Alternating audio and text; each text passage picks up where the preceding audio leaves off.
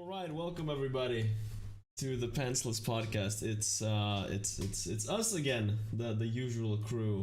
So, hi everyone. My name is Tamala. With me today is Trevor the Miracle, Radigi, and Northern Savant. I'm just checking that everything works. Everyone sees us, and recording is going good because I don't trust anything, but everything seems to be as it should. So we're good to go, I think. That is actually the wrong thing that is up right now on the little thing. Already messing up. We're already messing up. That's true. That is correct. I mean, messing up is what I basically, that's my life, and I don't mind it. I mean I don't care anymore. Like, live and learn. It's like there's so many episodes at this point. I mean, I don't stress. Just before we went live, I actually said that I'm stressed. It's true. It's true. Moments before. It's true. Yeah, moments before I'm like dropping the bomb. I'm nervous, boys. Anyway, before we properly begin, I think it's only appropriate that we have the golfest clap of them all. Because everyone get ready. We got demonetized on YouTube. Yay. Yay! They won't take our pennies. Or they're taking our pennies now. Or pennies a year. Yeah. So What do we get demonetized for? So last episode I showed the Kerbal Space Program 2 trailer. Oh And the song that is used in that trailer is what got us demonetized. Now, to be fair, this is like, obviously I don't really care because we don't make any money from those videos on YouTube because we're not YouTube partners. So effectively what has happened here is that YouTube has demonetized themselves. Because I know that there's ads on those videos, and those are there without my consent. But I do believe that YouTube puts ads on every single video these days. And I can't control that. If I could, there would not be no ads, but I can't control it. But yeah, like it's the automated system is broken. I'm not gonna go into it because there's hours upon hours of videos about how broken it is on YouTube, and we're on Twitch and not YouTube. So, but it was the automated system. It was not a manual claim by no means. It got hit the instant the video went live. Damn. But it's okay. We're probably gonna get demonetized with this video too. Just saying. Okay, how's everyone doing? Awesome. Yeah, not too bad. Not too bad. Excited for another episode. Definitely. It's good. So Joe, how's classic? Cocaine. It's heroin.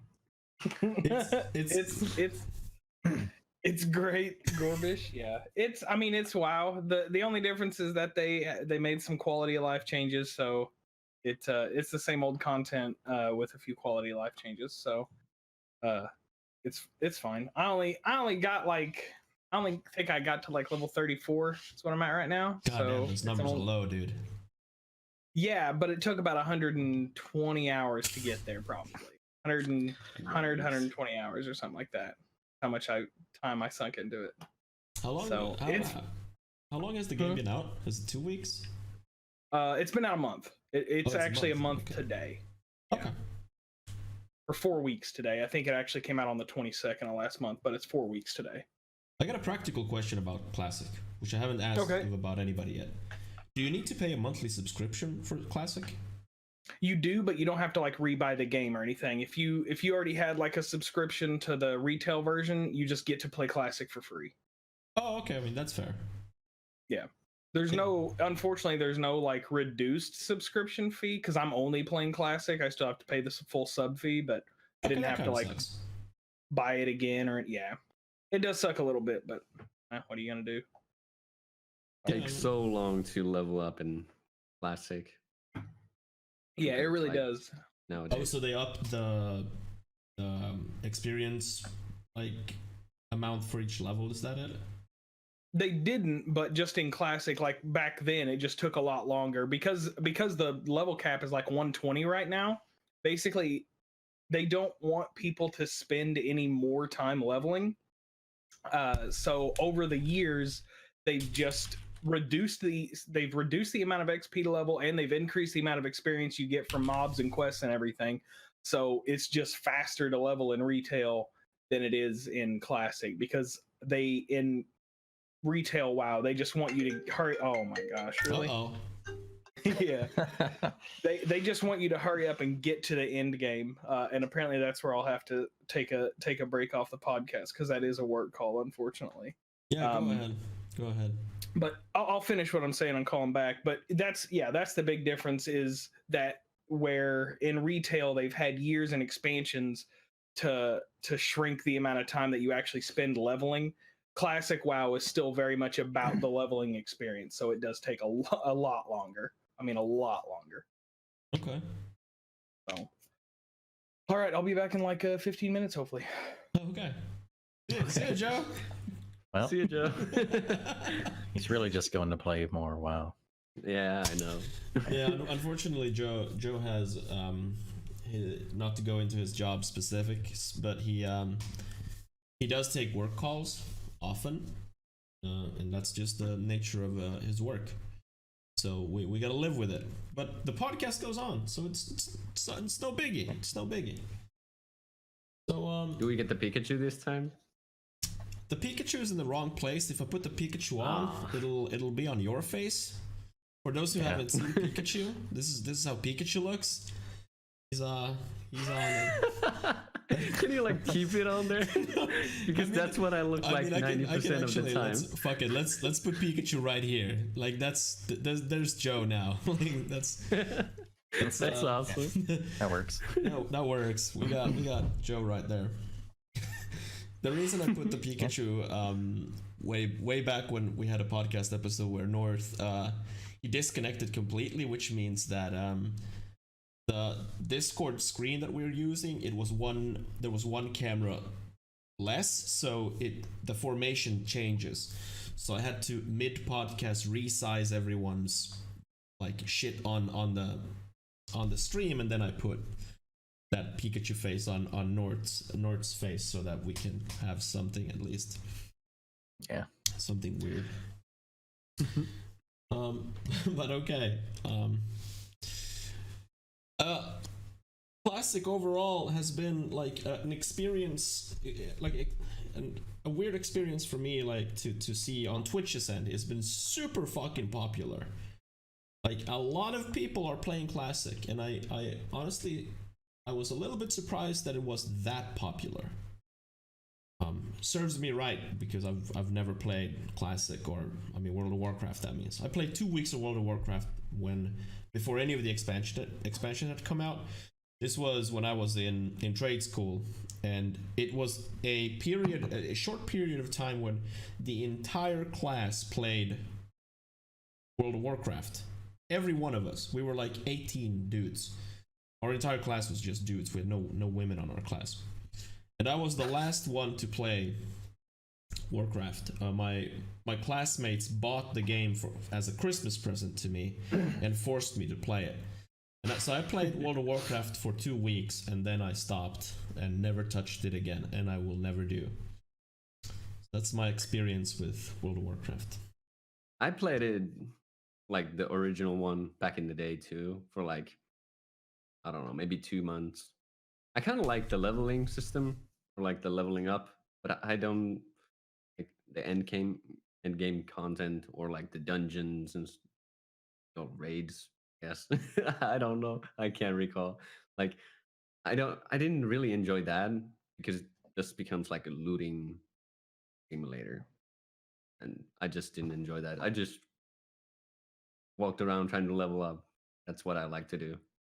I really didn't care for the other content.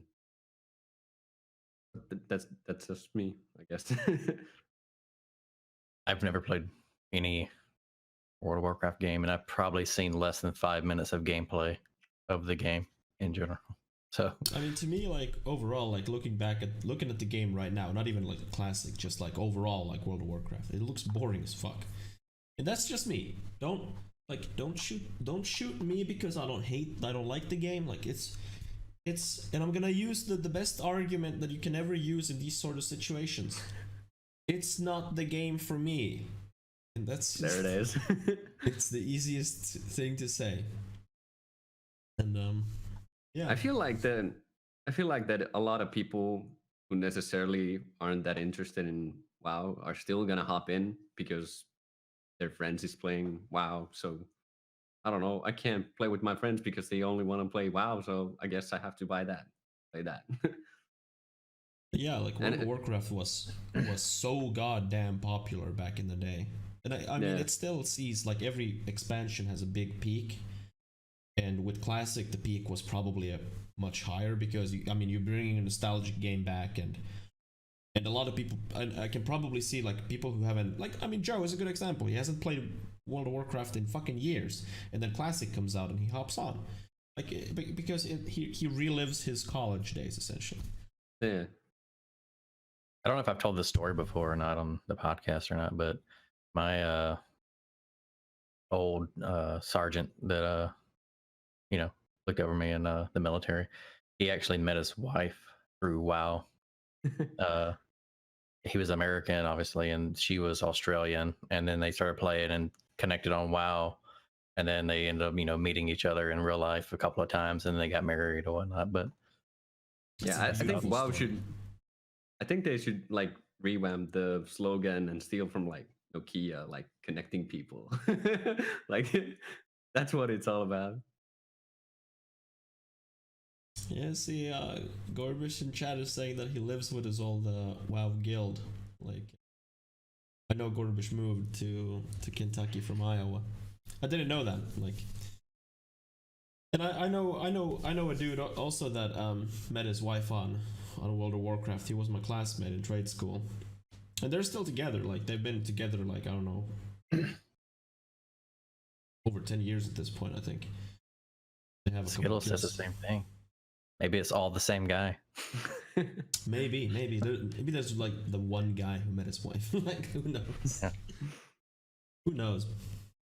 I hope everyone's enjoying Classic though, whoever plays Classic.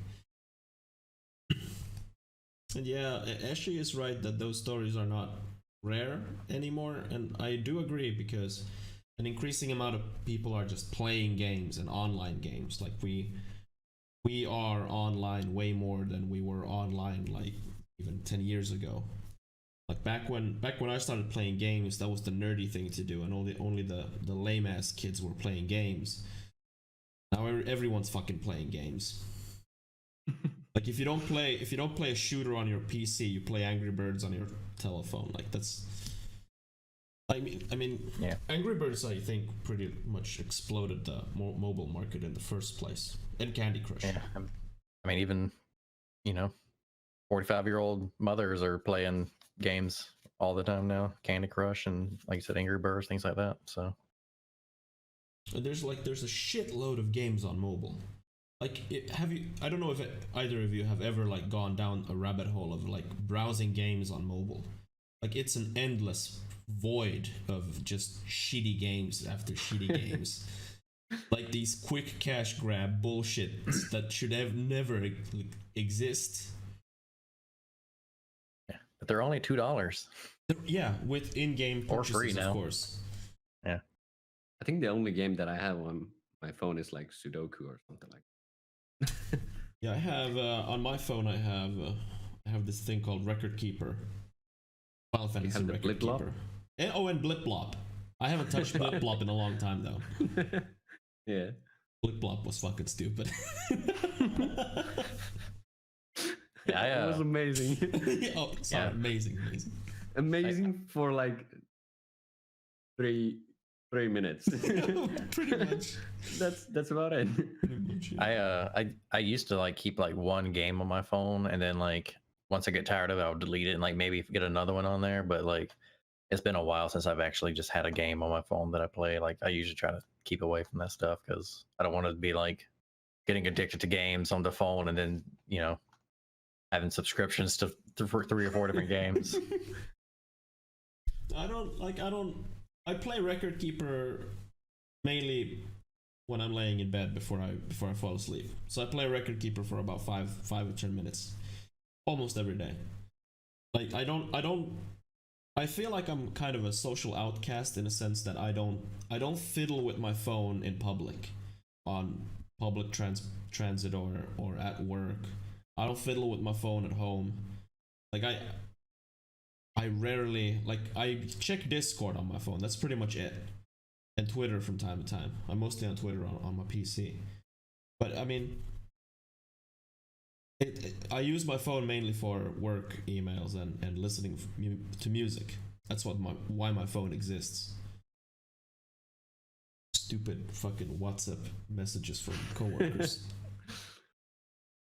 Yeah, I kind of do the same thing. I don't really use my phone except listening to music. That's what I do with it. I don't feel the need to like have it always right in front of my face. I mean, I'm already spending like, I don't know, 20 hours per day on my computer, so I don't need the extra. I don't need the remaining 4 on my phone. Yeah. But okay, so North, I know you played Slay the Spire with the new character, so Yeah, I did. tell us why the new character sucks monkey balls. Well, first of all, the Slay the Spire, the newest character, is not out yet. You can play it if you fiddle with the settings. You can play the beta version of the game. They're introducing some new relics and new cards, and this new character called the Watcher. And the Watcher is like some sort of monk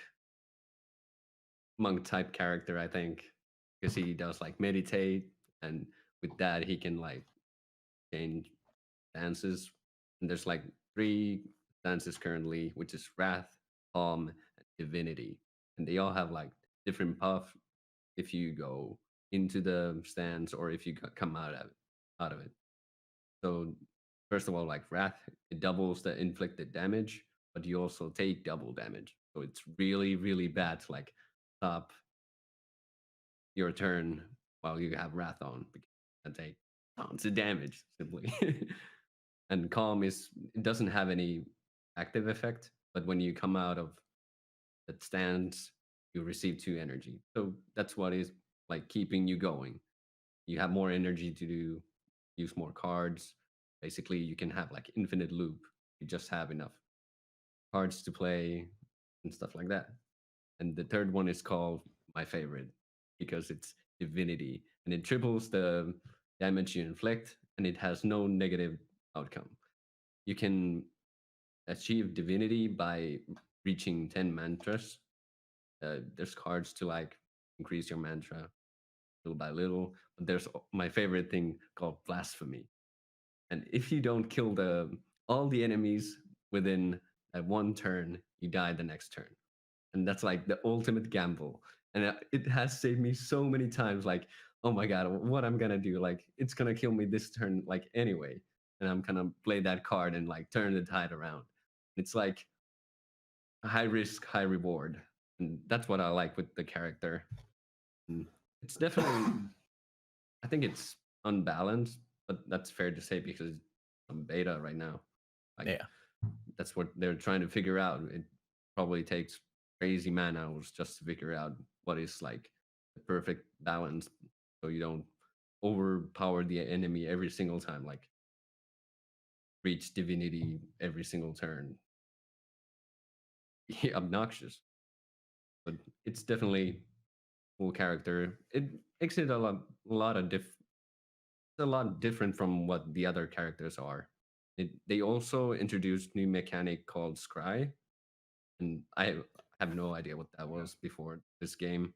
Apparently, it's you if you, for instance, say you scry 5 cards, you take your draw card or your draw pile, and you scry 5 cards. You can either discard them or put them like back into the draw pile.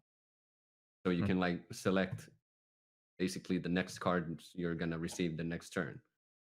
So that gives you like advantage, and like you can prepare your next turn, which wasn't really something you could do before. That's really interesting. So Yeah, that's the beta, basically the like, new character. they don't even have like the artwork done for the cards and stuff, do they?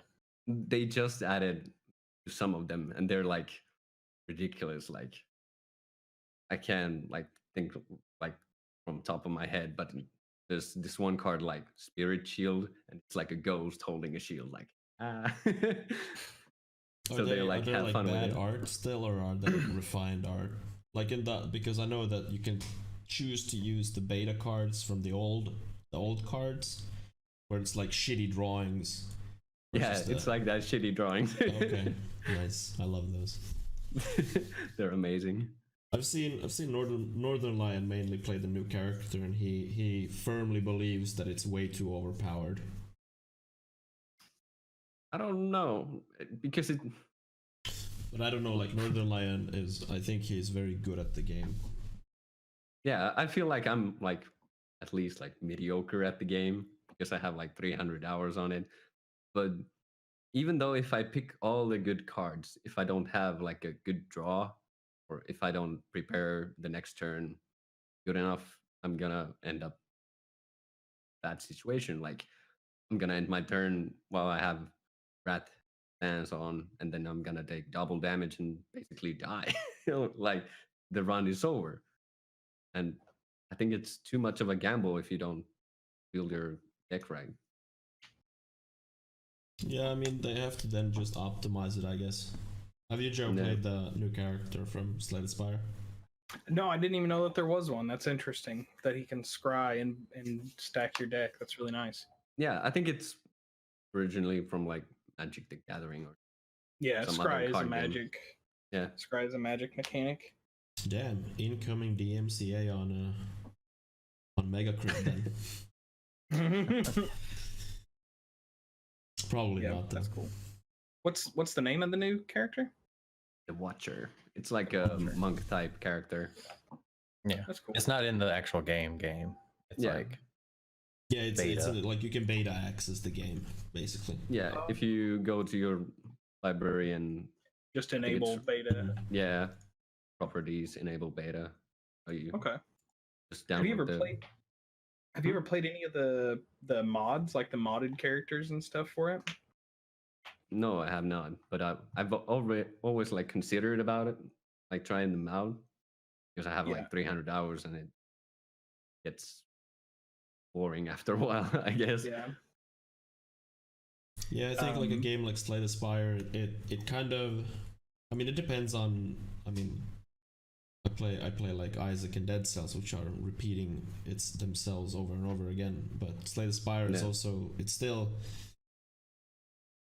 I think Slay the Spire has enough variety to keep the game going for a long time, way longer than like a majority of like single player games, for instance. But it will live or die basically on how long Megacrit is able to just pump out content for it. A new character is fantastic. I never thought that they would do that, like, but I haven't followed like their dev plans or whatever. So to me, it was a surprise that they even put out a new character. A positive surprise.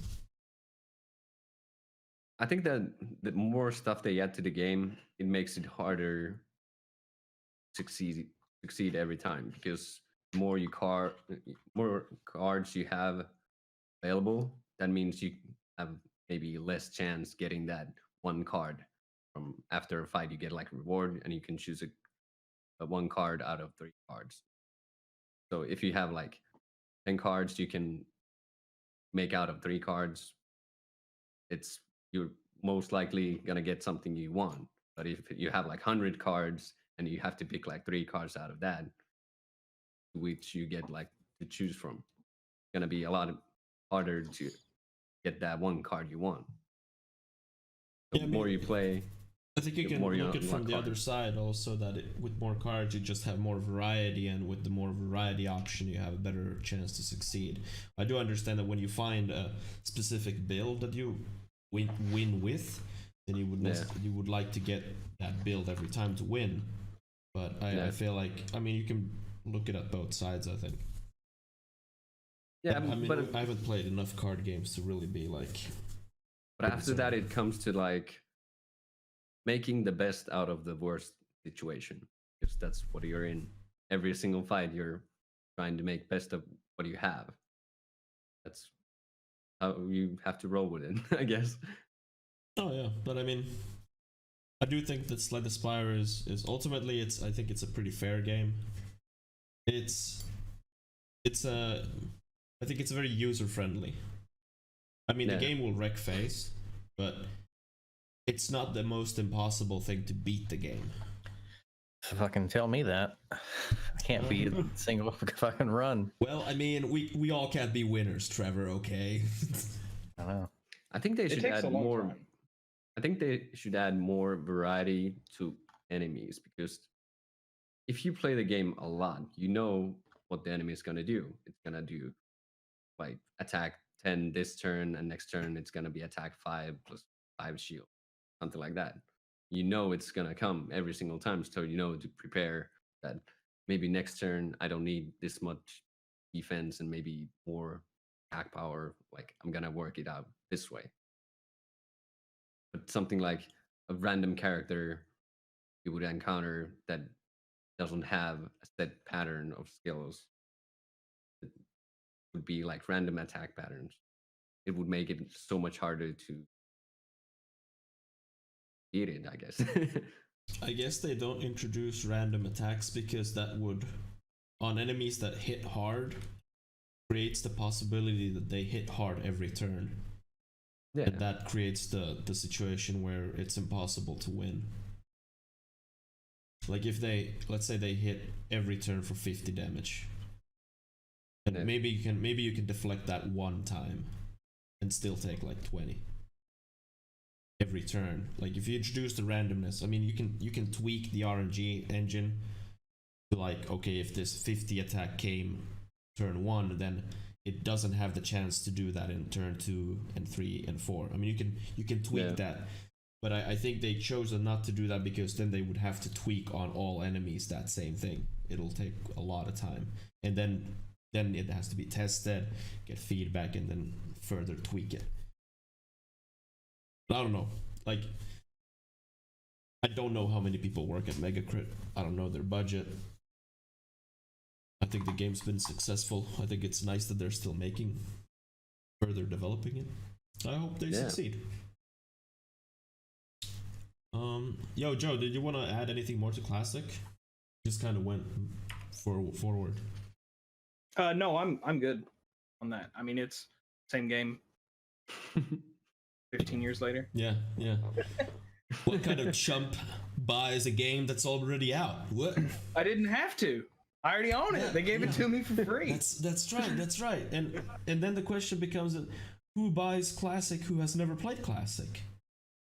So, I actually am playing with 2 people that have never played WoW. Like, one of them played for a few hours on a private server, but 2 of the people that I play with regularly did not play it. Has never played it before. Yeah. It was actually pretty exciting to see them play it for the first time. So yeah. Because I thought it would definitely be just for like a old fogey, like everyone who, it's just a nostalgia train. But I know several people that have never played WoW that are picking it up. So well, that's good. I would like to on that note, I do have to step away again though. What again? What are you? Yeah, dude, I gotta make another phone call. No, don't worry. We have the Pika face right here. Yoink. Oh, sweet. Nice. Don't worry, chat. It's all good. So I played Control, and I played Control because it's made by Remedy.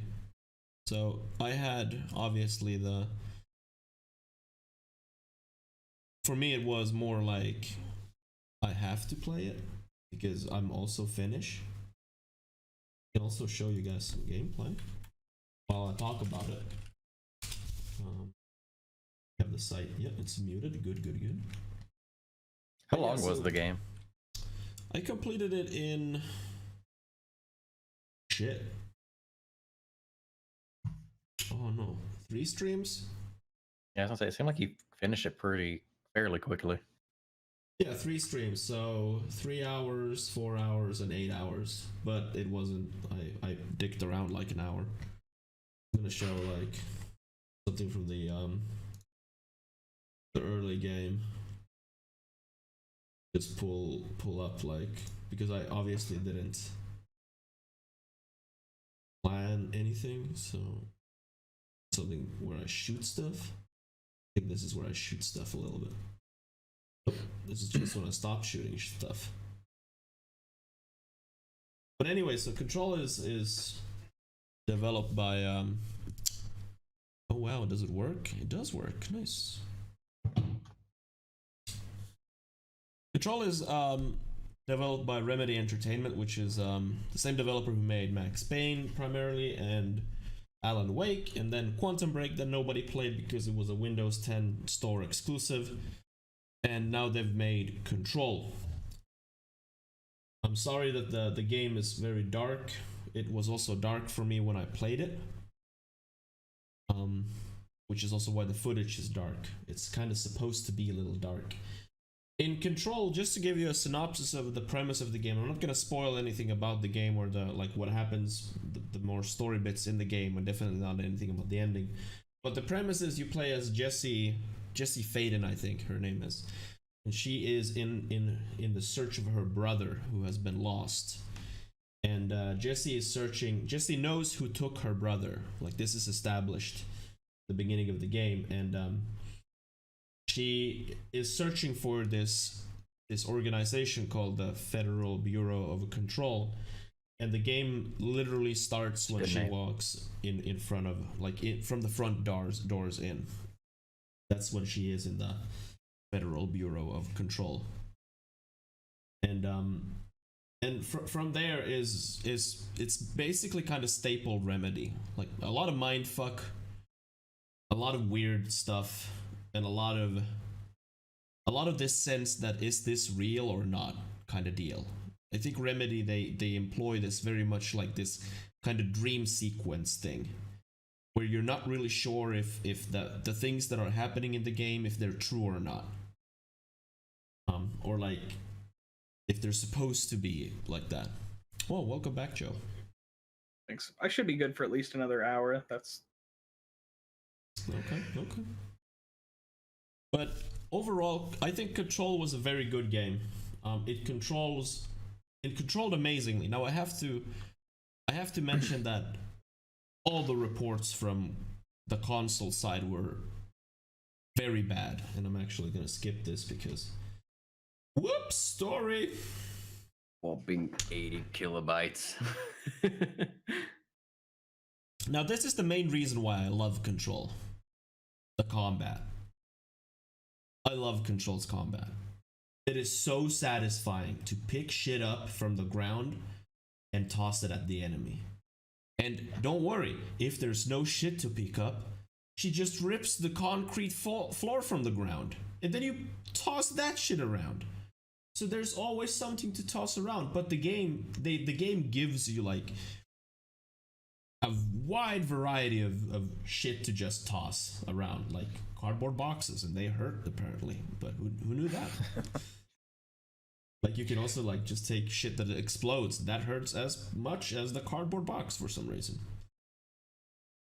I know when you were playing this, and me and you had this conversation a good bit, I was telling you that when you were playing, it reminded me a lot of the old PS2 game PsyOps, because like it's basically, I don't know about story-wise, it's probably not the same, but like the powers and everything that you have are basically identical to the character in that game, where you have like mind control and psychic powers, and you're just running and gunning at the same time, and that game was very good for its time. I did see, like, you were the first one to mention that to me. Like, that's the first time I heard about PsyOps. But afterwards, I saw other people also comparing this to PsyOps. So definitely, Yeah. I've never seen the game or like. Yeah, obviously I mean, just looking at the gameplay that you're playing right now, like obviously this is, now compared to then, so it doesn't look exactly the same, but like some of the basic mechanics and just the running and gunning and telekinesis, and it looks like it would just be the sequel to that game. Hmm.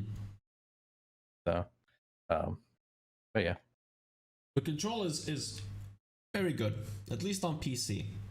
I did hear that it ran like shit on console though. And even like with the PS4 Pro, it ran like shit. Now, I also have heard that there has been a patch issued, especially for the Sony side of consoles, which may have fixed the problems. I'm not sure. Even though I really enjoyed Control, I do have some criticism about Control. The amount of stuff that the game presents to the player to read is way too much. Like, my fucking god. I legitimately believe that there is way too much stuff that you pick up that you have to read. I mean, you don't have to read. I stopped reading after like the 30th folder that I found in the first hour. It's a little bit of an exaggeration, but pretty close. Like these correspondence letters and stuff, you find these all over the place, and there can be literally like a small room with 3 different pickups, like collectibles, and they're all like just stuff to read. There's so much of them. There's so many of them. Like I've anybody who's watched my channel for a longer while knows that I fucking hate to read. Because most of the time it's just boring reading. Like, I have nothing against a good story to read, like from a book or whatever. I do read a lot, like on my off time, like news and shit. But my god, there's just because it breaks up the gameplay to me, and that's what I don't really like about it. And I'm not gonna spoil the ending, but about the ending, it was super rushed, and it made me think that I kind of feel like a lot of games these days, they don't really know how to do their ending. It just kind of comes. It just comes out of fucking nowhere. Like, you're playing the game, and then the game just ends. It really felt like with this, it just ended. I recently also finished Gears 4, and I had the exact same feeling. The game just ended. when you say it just ended, do you mean like it just ended and it seems like that's the end of the story completely, or it just ended and they may pick up the next one right where this one ends off at? This one did not end in a cliffhanger. Thankfully. Game developers, listen, look here, listen. Don't fucking end your games in cliffhangers. For the love of God, don't do it. I will hunt you down and tickle you badly.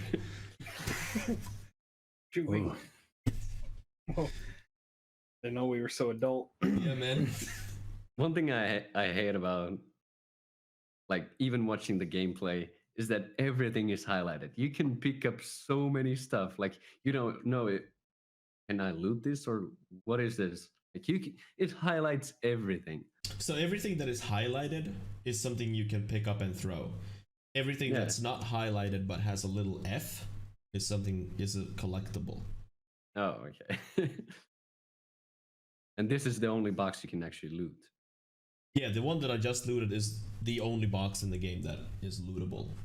There is a crafting, like there's a crafting mechanic in the game. I mean, that's the only unit box that is lootable. That all the lootable boxes are looking like that one box. Oh, I was like, the only box. You can loot. I noticed what I said when you were like, "What?" No, like that. All the lootable boxes look like that one box. That's Okay. what I meant. But even like looking at this gameplay that's been just rolling here, just as a raw gameplay, I constantly find these things to read about. Constantly. Oh, and yeah, I mean. Stop. What? I mean, the game has some wonky things in it, but I mean. Skatebird. Sure. But yeah, if you like a third-person action game with some mindfuckery in it and a cool-ass ability where you can just throw shit, this is a very good game. You remember how much it cost or what it costs now? I mean, I paid 60 buckaroos for this. Okay. It's kind of a lot for the time you actually played it. I mean, yeah, at this point, like, I think that whenever we talk about price and how much game there is, I think because I didn't explore everything in Control. The game has a new game plus mechanic, and it, like, when the story ends, it kind of doesn't end. It's more like, I mean, it does end, but because the game realizes that you might have not done everything in the game, it just presents like, oh, but the game, like, your job is not over yet, so here's the rest of the shit that needs to be done. Yeah. It's like the side quests and the collectibles and whatever. But it's definitely up for like sequels if Remedy really wants to do sequels for this. I really like those type of games. I may pick that up down the line, like with the destructible environments where you can just like grab stuff and beat the shit out of people with it. I eat that stuff up. So I may end up trying that one out for sure. There's also like other abilities. I ended up using the pick up shit and throw, like, by far the most. It is the most useless ability you get. You also get like that's the scientific term for that ability. Yeah, exactly. Pick up shit and throw. Yeah, that is. It is. You get also like an ability where you pull the concrete up as a shield, and there's levitation and like other stuff that you can do. And the gun that you use in the game is a special kind of gun. It has infinite ammo, and the gun transforms into other guns. But I basically used only 2 or 3 of the guns that I had, but there are more variations of the gun that you use. But I think it's a cool gun. It, like, you can't reload it really. Like, it reloads by itself. And it has infinite ammo. Just shoot stuff until you don't have bullets, and then you pick shit up and throw it, and then the gun reloads at that time. So basically, you just walk around and eat stuff. Yeah, I mean, Yeah. Yeah. I mean, by far, like, I think most people will probably like what people will say that the strengths of the game is either it's the combat or the story. If it's the story, it's because of the mindfuckery. If it's the combat, it's because the combat is solid. At least in my mind. There has been criticism against the combat, though, being dull and repetitive, but I mean, it's a fucking shooter, come on. Yeah. Call of Duty's combat is also very repetitive. Ooh, that was Control. Yeah, I'm gonna try that out. Like I said, I really enjoy those type of games, so I'll probably put it on my wish list. So, how about that Borderlands? Yeah. Yes, Trevor. Have you played, Trevor, some Borderlands? No, I have not played it yet. You're a fucking liar. Yeah. No, I like it. So when it came out, like, I think the first day I put like approximately about 10 hours into it. I think the game looks amazing. At least, compared to the other ones.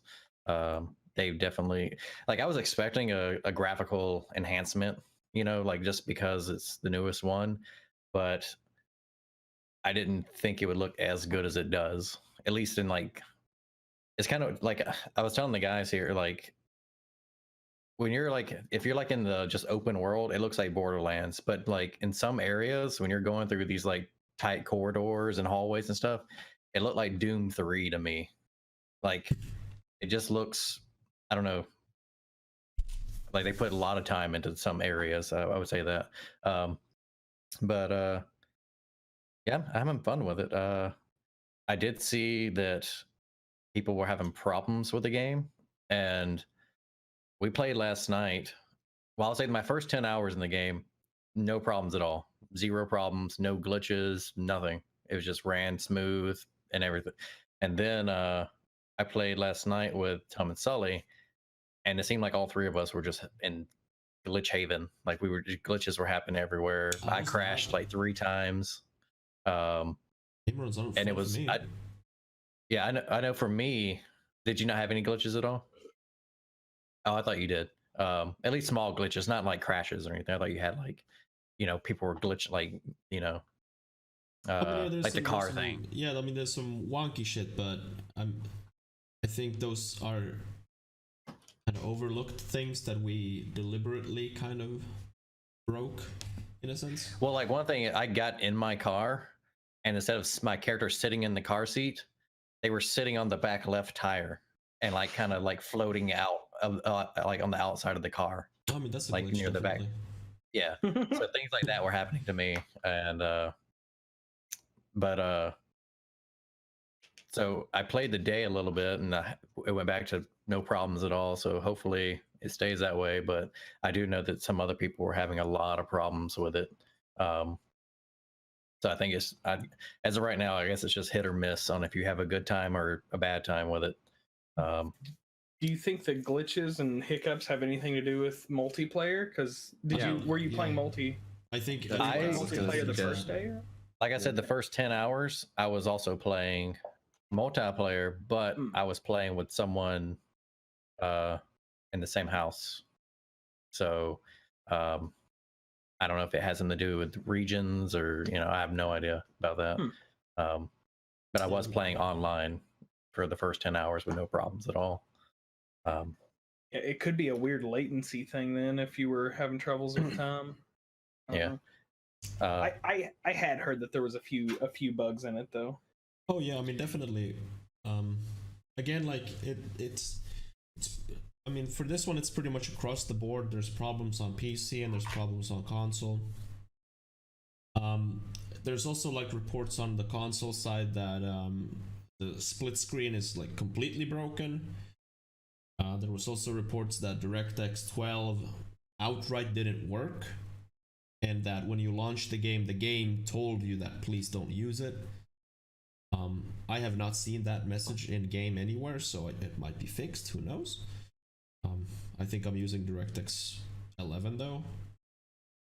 But yeah, personally, I've been playing my own save, and Trevor and Sully have both jumped into that game. So I've been the host on every session that I've done, and I have had like no major problems. Like sure, there's some glitches here or there, but they're nowhere in the level of I'm gonna make an angry Reddit post about this kind of deal. Yeah, I would say if my gaming experience stays how it was last night, I would probably be an angry boy, because like I said, my game crashed like completely 3 times. Yeah. And within like 2 hours. So, but I would say some of the new features in the game, it's like and this might be common knowledge by now, but they have the like cooperative mode, which means it's like you have the classic mode and then the cooperative mode. The classic mode means everyone shares the same loot and stuff like that, and then the cooperative mode is like, obviously I get my own loot and Tom will get his own loot and whoever gets his own loot and whatnot. That's like really awesome in a way, because you're not fighting over who gets what.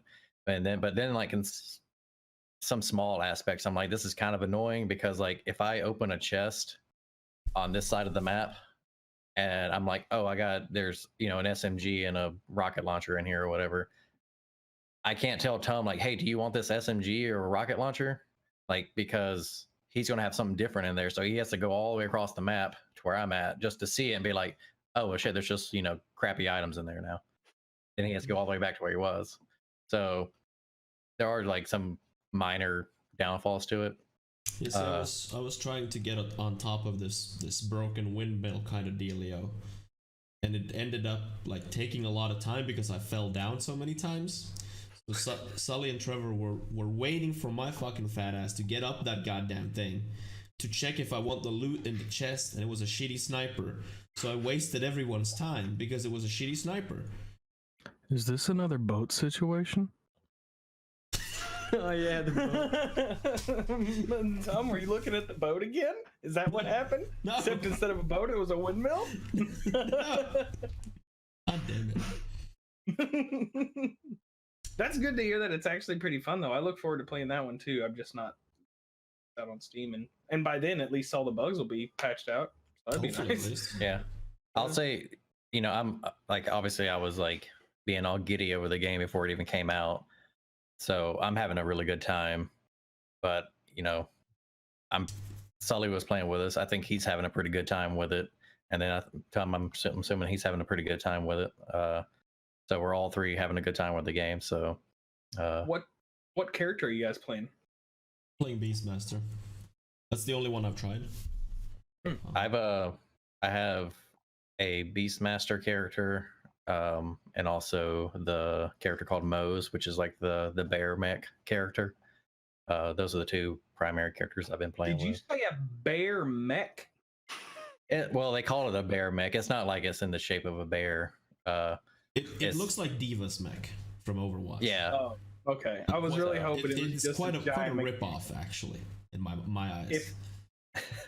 If there was any way for me to buy it on Epic Store, it would be to be able to play a robot bear, and they beefed it. I'm not playing now. I'll keep waiting. But if I could have played a robot bear, Wasted they'd have opportunity. Like to kind of also like explain Borderlands, like the third game a little bit more. If you like Borderlands 1 and if you really like Borderlands 2, this is essentially the same. They haven't changed the formula too much, but they've improved with a lot of the features that were already there. They've like further refined the experience essentially. Yeah, I haven't found anything that as of right now, I have not found anything that I'm like, man, I wish they would have brought this from that game into this game, or kept this the same way they had in the old game. Like everything that I've noticed is just an improvement on the second one. Awesome. I will say that I saw some reviews and stuff, and people are apparently like upset that there's like a lot of crude humor in the game, which is weird. But apparently that's a thing, that people are upset that there's like butt jokes and things like that. And poop jokes. Those darn poop jokes. What Gorbish said, that's just Borderlands. That's been the humor since the beginning. I mean, at some point, like the people who played BL1 and BL2, they apparently like matured over those, and they assume that Borderlands matures over that time too. I don't know. I'm pretty sure the first loot you get that's not just money in Borderlands 2 is out of that toilet. So like literally the very first thing you do is go digging shit for a gun in Borderlands 2, and they're mad about the humor in 3. Yeah, I've seen like the one review that got a lot of attention for the negativity like towards the story that the reviewer wrote. He got a lot of flack for it because I mean, what do you expect? Like it's and the stupid part is that he admitted in the review that he really likes Borderlands 2, and that's like he has hundreds of hours in Borderlands 2, but he absolutely despises the humor in Borderlands 3. So I mean I don't get it. It's strange. And, honestly, so far I don't even think like the crude like butt jokes and fart jokes, I haven't even seen anything that's like just so over like in your face kind of thing, like. Yeah, and I mean that's the weird part, because like if you read the review, it's like, oh, every joke is like about shit and farts and stuff, but it's not. I mean, if you're gonna criticize the humor, then fucking criticize it in a fair way. And like, if you don't like that sort of like kind of childish humor that Borderlands is known for, then you don't like that. But it's definitely not only just poops and butts. I think the game is good. I think it's an improvement from the second one. I Definitely. obviously haven't like one actual criticism I have, and I don't really understand why they did this, So in Borderlands 2, you get badass points, and with those badass points, you can get very, very small upgrades to your character, like over the course of the game. And you get badass points by doing different challenges. There's like fucking hundreds of different challenges you can do. Now you can do those there's same types of challenges in 3, and you unlock these things constantly, but you unlock the ability to choose what badass points you put where after the main story. And this is puzzling to me. Like you're accumulating points, but you can't use those points before the story is complete. And it's very puzzling to me. Like why they. The only thing I can think of is they know that most people are going to play the game multiple times. And they just don't want you to, basically, you're not going to have an overpowered character, but you might technically power your character up too much for the first playthrough. I mean, that's the only thing I can think of. I will say another thing that what you said kind of reminded me is also we're probably, I mean, how many hours you got in the game? You think at least 10, probably around there? I mean, I don't know, maybe. Yeah, and we just now unlocked the mods that you can attach to your character. There's still another thing that we have not unlocked, and we hadn't even unlocked the 4th gun slot. Oh. Yeah, the 4th and we're gun already slot. 10 hours in, so I'm assuming the game's going to be a lot longer than the other 2. Yeah, it seems like this is just a bigger game, or a longer one at least. But there is you can beeline the main story, but I think you run into the same problem we run into when we were streaming Borderlands 2. That when you eventually, if you only do the main quest, you're gonna be under leveled. So it is incentivized to do the side quests also. Yeah, I've heard that if you try to sully the game, then you can beat it in 30 hours. Okay. That makes sense. Also, what I want to mention, probably one of the best features in the entire game. There might be other games that do this, but I can't for the life of me think of a game that does this. You can play with your friends, and it doesn't matter what level they are. And I absolutely love this feature. I started my game with a level 1 character, and Trevor jumped in with a level 16 character, and it doesn't matter. What Trevor sees on his screen is not the same things that I see on my screen. But when Trevor shoots his level-wise, yeah. So when a enemy runs towards us, on my screen that enemy is level 2, but on Trevor's screen that same enemy is level 14, 15, 16, appropriate to his level. Which means that when he fires his gun, it looks to me on my screen that he's my level. Which means that he doesn't one-shot everything. He needs, because it's fucking difficult to explain this in a condensed way. And that's just in the co-op mode, because they say if you play in the classic mode, it will go back to the old way where you could have a level 50 and a level 1 where the 50 just one-shots everything. So, but I absolutely love this thing, because this means that you don't have to walk hand in hand with your friend through the entire game. You can jump in. I actually forgot about it. I completely forgot about that mechanic, because when Tom started his game, he was like a level 4 already, and I was like, oh, I'll just have to start a new character because mine's like level 17 or whatever. And he's like, just join mine. And I was like, what do you mean? And he's like, oh, because you got the the balancing thing. And I was like, oh yeah, they do have that. And so I didn't have to start like a new character or anything like that. So it was a pretty cool idea that they had there. Yeah, that's the first time I've heard it doing it like that. Usually they'll just bring your level down to a certain point. But I've never heard them actually making adjustments on the enemy end like that. That's really interesting. I mean, if you think about it, if you have a level 3 enemy and a level 3 weapon, you're probably going to be doing roughly the same amount of damage as a level 15 enemy and a level 15 character. So I think they just honestly, I think they just changed the labels and maybe did some minor tweaks on damage input and stuff like that. Yeah, I think that Because I mean, the numbers we see on screen and the numbers we can look at are probably not the numbers that are behind the engine, so to speak. Like what goes inside the game when they calculate the numbers and everything that pop up on the screen. I mean, they're just numbers. The real values are not what we see, probably, and the real values can be whatever. But, I know that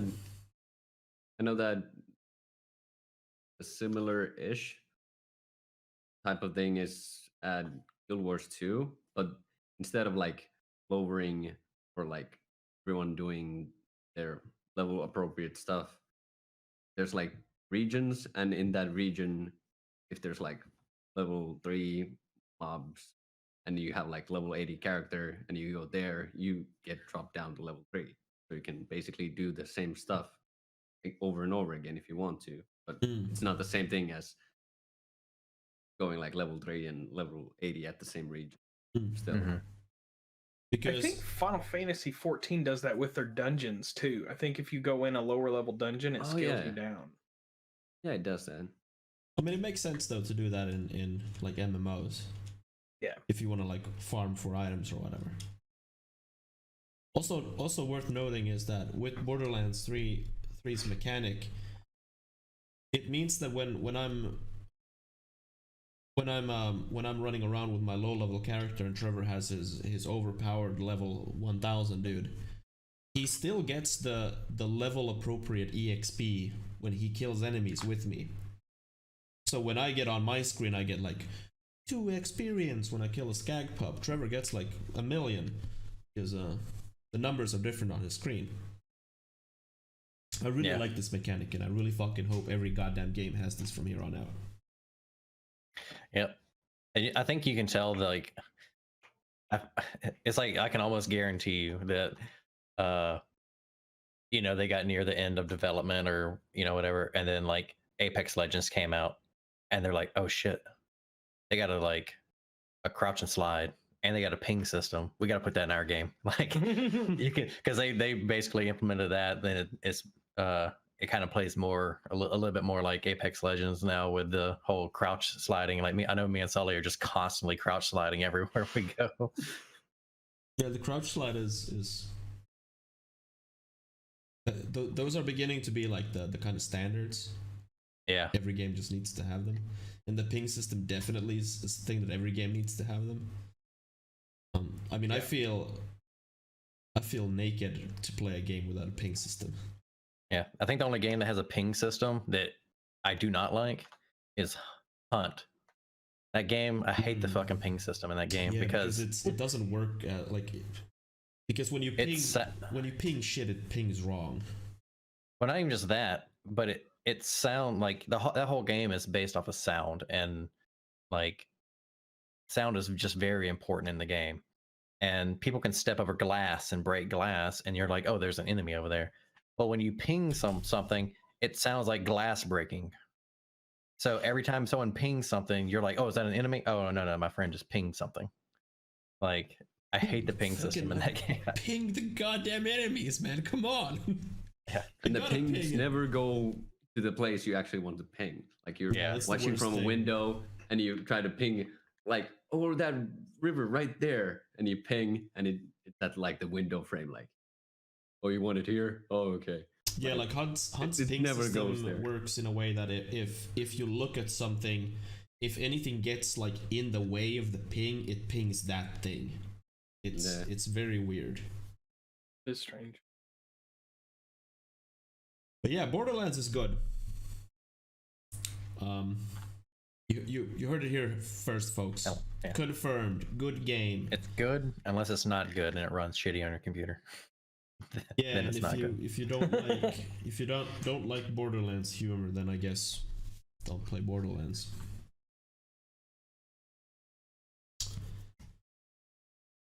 I did actually see something that it was like Borderlands 3 unintentionally the most inclusive game ever released or something like that, which I thought was kind of funny. Just because there's so many characters in there, I assume it just has to be. Yeah, I mean, I don't know if companies do that like on purpose though. do they actually sit in meetings and be like, how do we do this? How do we make this game so that is enough inclusive so that we don't get in headlines? Well, I will say, as of right now, I'm pretty sure we're in the first act still. It does seem like they're trying to do like a woman power empowerment kind of thing, because like every NPC that we have run into is all the female characters. I don't think there's a male character that we ran into. Oh, we have. Have we?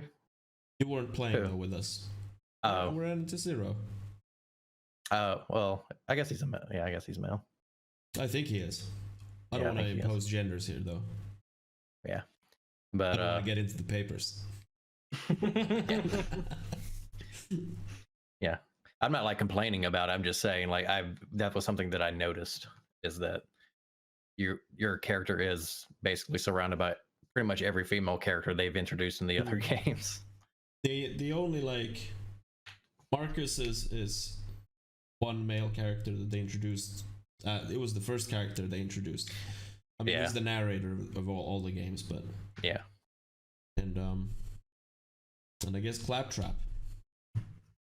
You can't count a robot as a male. It actually like it kind of felt like, because you notice it that they kind of systematically introduce you to like the female cast of the franchise, and it feels very deliberate, because even like it's not just like, oh, you're in this one place and these are just these people happen to be here, because they break up the game or the flow of the game with like going into other places, and then they choose to show the next set of characters, and they keep choosing to show the female cast of the characters.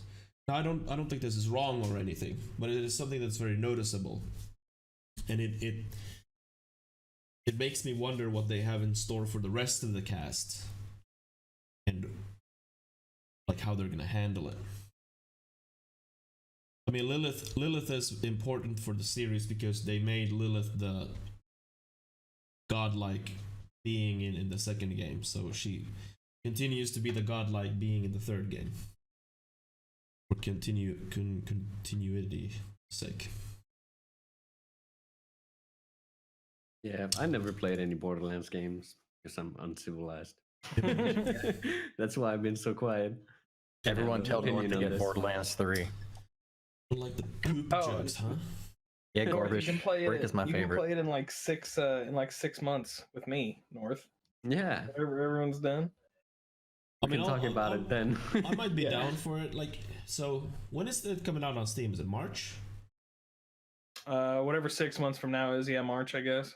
So March is kind of the shittiest month, though, right? Because you know what comes out in March? Final Fantasy 14. Final fucking Fantasy. No, 7 remake.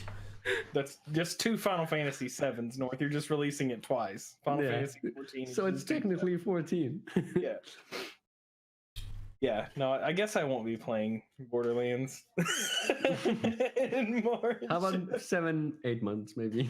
Yeah, probably 7. I'd say 7-8 months is a good estimate. If 7 is as good as it looks, we'll talk about that later. Or like, I don't know, we'll Steam summer sales, maybe next year. Yeah, I mean, I do hope for the people who are actually waiting for the game on Steam.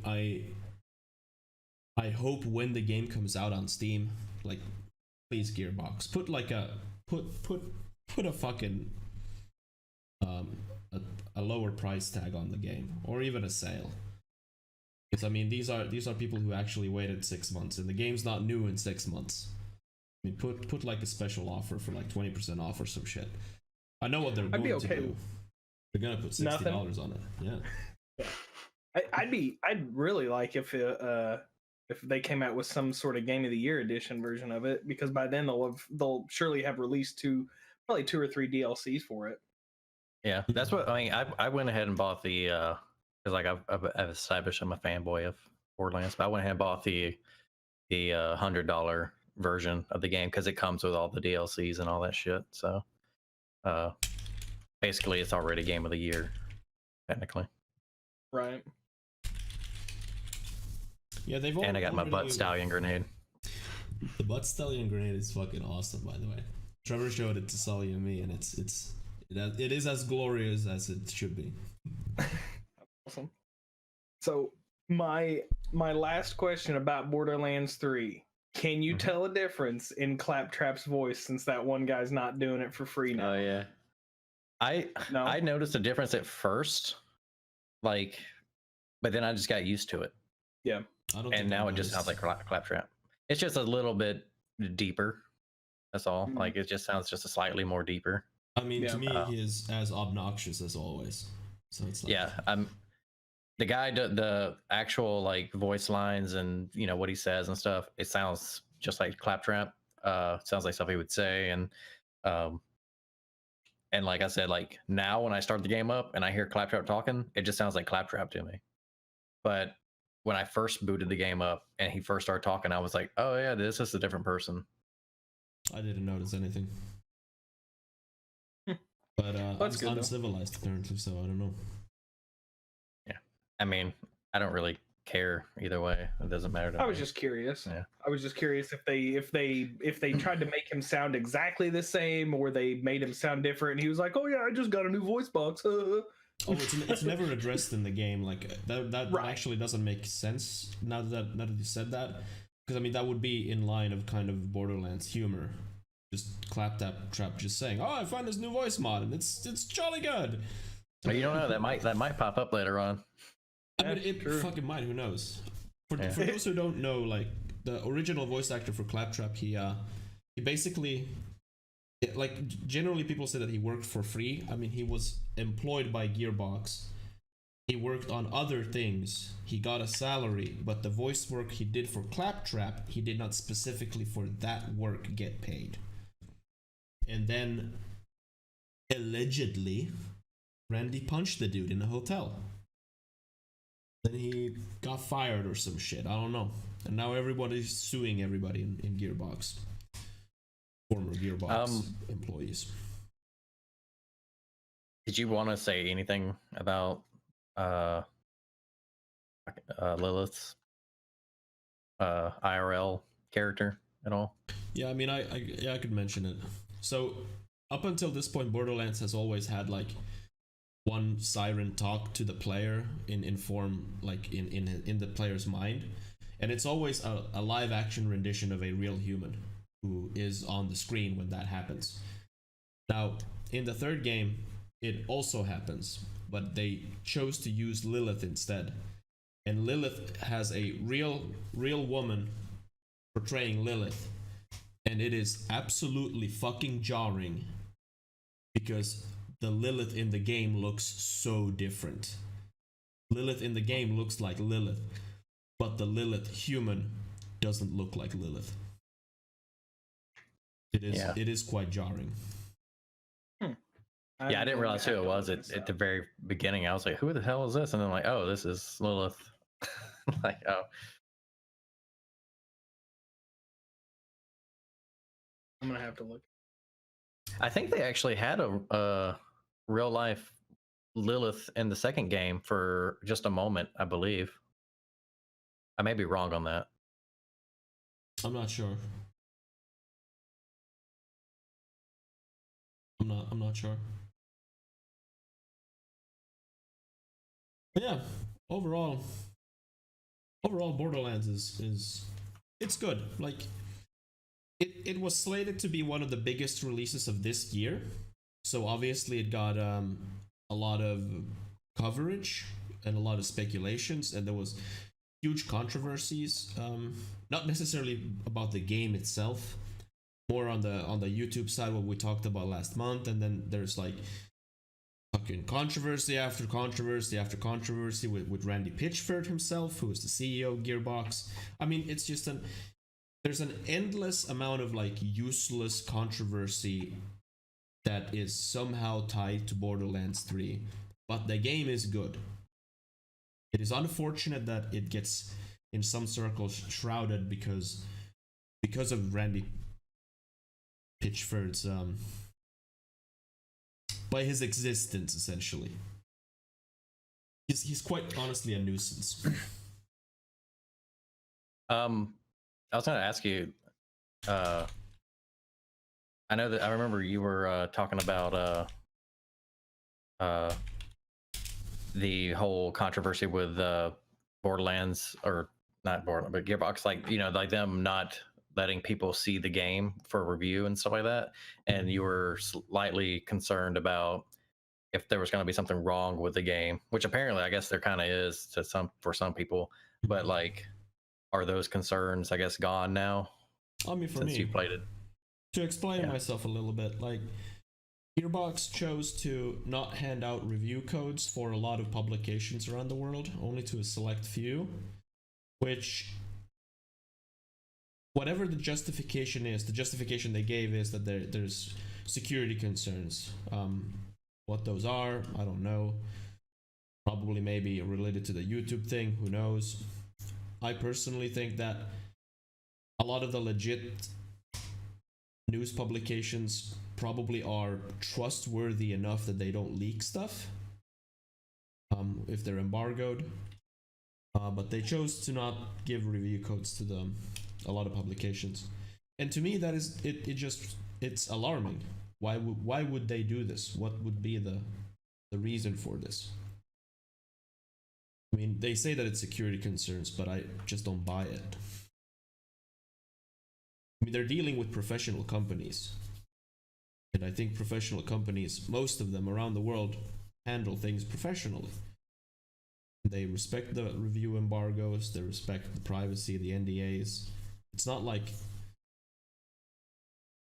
fucking Kotaku just spoils the end game just because they're angry at Randy Pitchford. Who knows, they might. Good. I just remember the PAX East conference where Randy was on stage and he started doing like magic tricks. It was so funny. That was like somebody needs to stop him.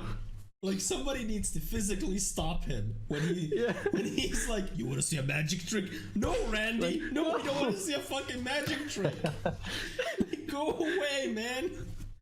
We want to see the game trailer. Come on, dude." Oh my god. I'm gonna show you a magic trick. God damn. I mean, it was a shit show. Yeah. The dude likes magic, and I mean, he can do whatever.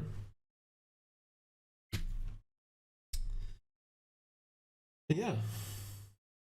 Let's move on from Borderlands. Yeah. So so you, Joe, you played some Dicey Dungeons. I did play Dicey Dungeons. It's the game. I played. It is pretty. It's very dicey. I will say it is very dicey. I enjoy it because I enjoy board games and dice games and stuff like that. But I could definitely see someone not enjoying it for the same reasons I do. Like my very first playthrough, and maybe it's easier your first playthrough or something. I don't know. But my very first playthrough on the first character you get, and just to let everyone know what it is, Dicey Dungeons is, it's basically more or less it's Slay the Spire but with dice. You get a class, and that class has certain abilities that it has and certain mechanics it works by, and then every turn a certain number of dice are rolled, and each one of their abilities are activated by certain numbers on those dice, or the number on the dice just does straight damage, depending on the effect. But my first playthrough on the main character, or the first character, which is just the warrior, is I cleared all the way through it. I got through every floor on there, and that's what I'm assuming, why I'm assuming that it's just easier your first time through. Because since then, I've tried it on 2 separate characters, and I die real early. I've tried playing it a few different times, and it is truly random. Because the stuff that on my first playthrough was fine, the second and third and fourth playthrough is just spanking me. Yeah, so this is basically how it works. You just click the dice and drag them where you want them to go. And it's a lot of fun. It definitely, like I said, has a very Slay the Spire feel, but with dice. So if you're not a fan of just getting brutalized and there's nothing you can do about it, it's probably not a game for you. But it is a ton of fun, especially because it's also pretty quick. So, and it keeps your place like in Slay the Spire, so you can just go in, do a few turns if you want, and then if you've got to leave, there's no big deal. You just close the game and it keeps you right where you are. So it's definitely a lot of fun. I think it's only like $15 or $20 or something. So it's pretty cheap. It's pretty cheap. I obviously also played it. The footage you're watching is me playing it. I mean, I only played it for one stream. I had the same experience like when you boot up the game, you play your first runs, it's super easy, no problems. But when you start to do the episodes of the characters, my god, that's like yeah. I tried actually. I don't know if it was I think I was playing it while we were getting ready, and while we were preparing the stream, I lost twice. In like the 15 or 20 minute period of us getting ready, I lost twice. I lost on the thief and on the warrior. Yeah, it gets very brutal. Are you a werewolf? What just happened? Oh yeah, bear. Yeah. So this was one of those like something special happened. Yeah, because the character you fought has a skill called transform or something like that, and basically the character you were playing is a rogue, which can like copy any movement, and you probably went for the transformation because you heal 12 health or something like that, and you just wanted that health, but actually they bear till the end of the game. You're just bear. Bear, yeah. Does a ton of damage, but has very little options. Yeah, I also played Dicey Dungeons. I just checked. I had like 13 hours on it. I tried the episodes and I completed a few of them, but they're super rough. Like if you can, for instance, kill this pirate within like 2 or 3 turns, it's gonna end up like hurting you real bad. But the thing I don't like the most is that probably the thing that I want to like Slay the Spire is the fact that you don't know how much they're gonna hit for, because they're gonna roll. Like for instance, this pirate has 2 dice, 2 die, and yeah, he can reuse that skill if he hits 5. So he can do that skill over and over again until he doesn't get 5. Yeah. So basically, he can just kill you in 1 turn if he just happens to have luck of a, I don't know, werewolf. Yeah, it is definitely double-sided on that, because like you said, if the opponent gets lucky, and there's a lot of opponents that have I hate the porcupine. It's such a long turn. But if they get lucky, they can kill you in like 1 turn. There's basically nothing you can do about it. Like if on the first turn the porcupine rolls a 6, that's over half your health. You're basically dead. If the porcupine rolls a 6, he can do like 12 damage in 1 turn, and you start out with like 14. Yeah, I hate it. Yeah, I mean, and that's honestly how I think. Like it's. That's why I necessarily don't recommend Dicey Dungeons. Initially, when I played it, my first few runs, it was very, very fun. Once you get like just 1 feet below the game, and you start to encounter the real game, and that's when like brutality hits you in the face with reality, and then you know what the game is, and then you're like, I don't know. Would you say that the game, once you get into it a little bit more, that like it's not really skill based at all? It's just luck based? It's not. It's complete RNG. Yeah. I think, in my opinion, it's a little bit skill based. Like you have to think about how much health enemy has, and for instance, you can like re-roll your die if you have a skill for that. So when you roll like 5, you might think, should I roll again in the hope that I get 6, or do I just hit this 5 because I know the enemy has 10 health? So basically, if I hit 6, it doesn't really matter because I can kill the enemy in 2 turns anyway if I get another 5 on the next turn. Yeah, I mean, there definitely is. I mean, nothing is 100% luck based. There definitely is a certain skill to. Well, I shouldn't say nothing. Nothing in this game is 100% luck based. I mean, there is some skill involved, but it is still heavily luck based. I mean, that you could potentially just not roll anything you need and do nothing. So could you play the game at 100% the best your best ability, or say like someone that's like, you know, how am I trying to say this? I someone think that's really skilled at this game, and then immediately they'll just die. Like, yeah, I think this will answer your question. You can do nothing wrong the entire game and still lose. Okay. Yeah, you can make all the right decisions the whole way through and just get the shaft by the dice. Like I said, I'll go back to the porcupine example, and that's like a level 1 character. It's like a level 1 or a level 2 character. If he rolls a 6 on his first turn, you're basically dead, and there's nothing you can do about it. Because I don't think any of the characters start with any damage reduction, and I don't think any of them start with any healing. Yeah. So you can do everything. I mean, you can do everything right and still get it wrong. But I mean, the point of games like this are to reduce the amount of impact RNG has on you. So like you want to get the right spread of cards, and it's the same thing for Slay the Spire. You know, whenever you start getting really good in Slay the Spire, you know that you don't need 30 cards in your deck. You're probably in the game with 14 or 15. Same thing with this. You're picking the right cards where you try to make your dice as live or as usable as often as possible. But I mean, it still could.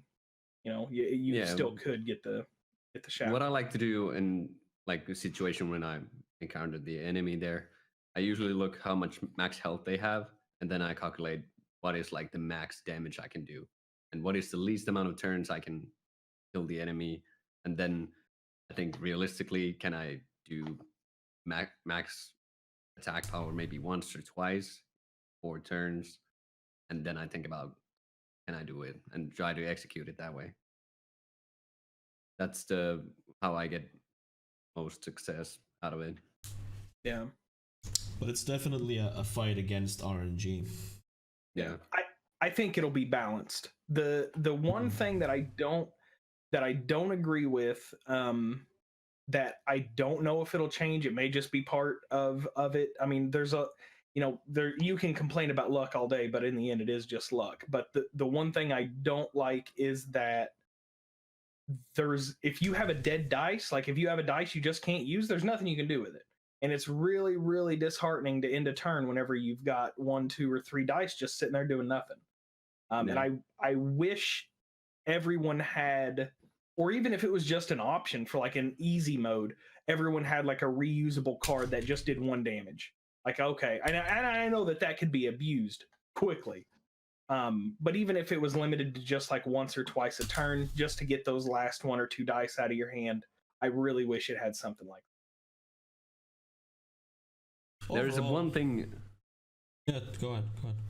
There's one thing that I absolutely hate in the game, and it's the fact that when you win the game, you get like this spin the wheel kind of thing, and it has like a car and stars and like a skull and bones on top of it. You basically, and every time you spin that, no matter how many times you play the game, how many times you win, you never win anything in that spin the wheel, and it pisses me off so much. It always goes to the damn bones, like every single time. Like, come on, like if there would be like the last boss, whenever you beat that one, you actually like win the car. That would be so much better. I would play the heck out of that game. But no, it's always the death every single time. I bet you win the car after you beat. No, you 100%. don't. I checked it. Yeah, you 100% checked. I went already. Like, is this people complaining about this too? And there was like tens of people like complaining, like, Why can't I ever win anything? Is it actually scripted that it had like 100% chance it's gonna land on the skull? Yeah. Okay. Okay. Yeah, it's part of the game's like kind of narrative, I guess. And they joke about it with like, oh, this is totally not rigged, by the way. Like, you're never gonna win anything. Yeah, the setting for the show is a game show. You're like a dice, and you have a dream, and you're like on there to, if you win, they'll fulfill your wildest dreams, and so that's what it is. Yeah. Ultimately, I personally don't recommend Dicey Dungeons. I probably wouldn't either, unless you're just a big fan of dice games, and you know what you're getting yourself into. I would not go into that game. I would not recommend you to go in. If you did, I would definitely be prepared to return it, because it is brutal. It is, yeah. It's a colorful game with happy visuals, masquerading as your biggest brutal being. Yeah. Now, Or maybe we're just bad. Maybe that's it. You suck ass. I don't know. Yeah. when did it come out? Because I know it's just been like really recent. Yeah, I talked about Dicey Dungeons on the last podcast, so it's over a month. And it was, I talked about it very briefly on the last podcast, I think. I think you could get it on somewhere. I don't know, it was Amazon or something. You could get the beta version. I'm sure it'll get better. They'll do some balancing and some tweaking, and I'm sure it'll be good. Yeah. Hopefully. But until then, I don't recommend it. And honestly, I don't know. Probably never play it again. Who knows? At least at this point, the last game we'll talk about right here is something I played that I very much adore. Blasphemous. This game is god damn awesome, with one of the most frustrating endings ever. It didn't top Sekiro though, so it has that going for it. I'll quickly pull up some juicy gameplay from the early game. Click on my own Twitch page anymore. What is Blasphemous though? Blasphemous is a 2D, very heavily inspired by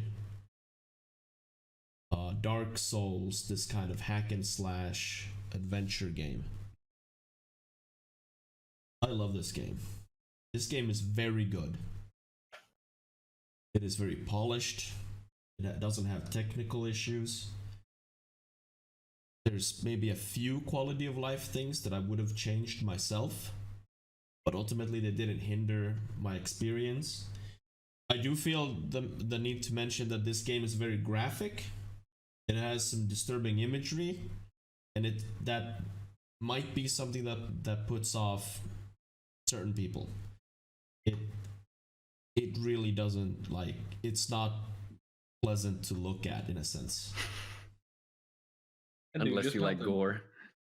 Yeah. It's not even just gore. It's the length they go to portray enemies in the game and what you can do to them. But yeah, this game is kind of also, yes, what Chad is saying. There's also the nudity in certain things, mainly the female breasts and a floating pope, apparently. Floaty Pope. Yeah, that too. Yeah, it's not necessarily the gore part, it's just all the other parts. But this game it has also these Metroidvania elements into it. I compare every Metroidvania to Hollow Knight because to me that is the most superior Metroidvania. This is not like Hollow Knight. I would compare this Metroidvania more to The Messenger, where there is not so much you going back and forth to all the places. It's you have, like, you go forward most of the time, but there's areas that you explore, and you mainly explore them once. You can go back when you get certain abilities, but so it's definitely like Messenger basically did their version of Metroidvania. The combat is satisfying in this. It has a Sekiro kind of parry thing that is way easier to perform than in Sekiro. Overall, the aesthetics and kind of the setting is very Dark Souls reminiscent to me. It has very much Dark Souls like kind of vibes. It is not really. I hesitate to call this game a difficult. It doesn't have a whole lot of bosses. The bosses aren't in themselves too difficult, but it gets brutally fucking difficult at the last 5 minutes of the game. The 5 minutes that I stretched to like 2 hours because motherfucker, there was a lot of rage. Like I came pretty close to what the kind of rage Joe had with the last boss of Final Fantasy X. It was. I mean, this was stupid too. I'm not gonna show the final boss because I do. This is like early game deliberately, so I don't want to like show and spoil too much of this. Yeah, I want to play this game. Yeah, I have this game. Trevor has this game. Yeah. I definitely want to play this game as well. It was on my radar before it came out, but WoW Classic, you understand the heroin. Yeah, I understand. It's very very understandable. I think Joe, you would also like this. You will definitely be agonized at the final boss of the game, but hey, it's all part of the experience, I guess. Yeah. Overall, a very, very good game. And the music is fucking fantastic. It's not so that there's a whole lot of music. It's just that it's very kind of Dark Souls-likey too. Like it's the ambience and the silent melodies and there's not a whole lot of things happening in the music, but they're very good. Like I honestly think that the sound design of the game is very, very worth it. Now, Looks like the soundtrack for that is on Spotify, by the way. I might check that out. I think the soundtrack would work very well for like background music. Honestly think that. So yeah, at this point, I think the game is a little bit pricey. I don't remember the exact price. If you, Joe, want to look it up, that would be fine. Because 25. Okay, I think that is a little bit pricey. I think when I bought, I think it was on sale for 20.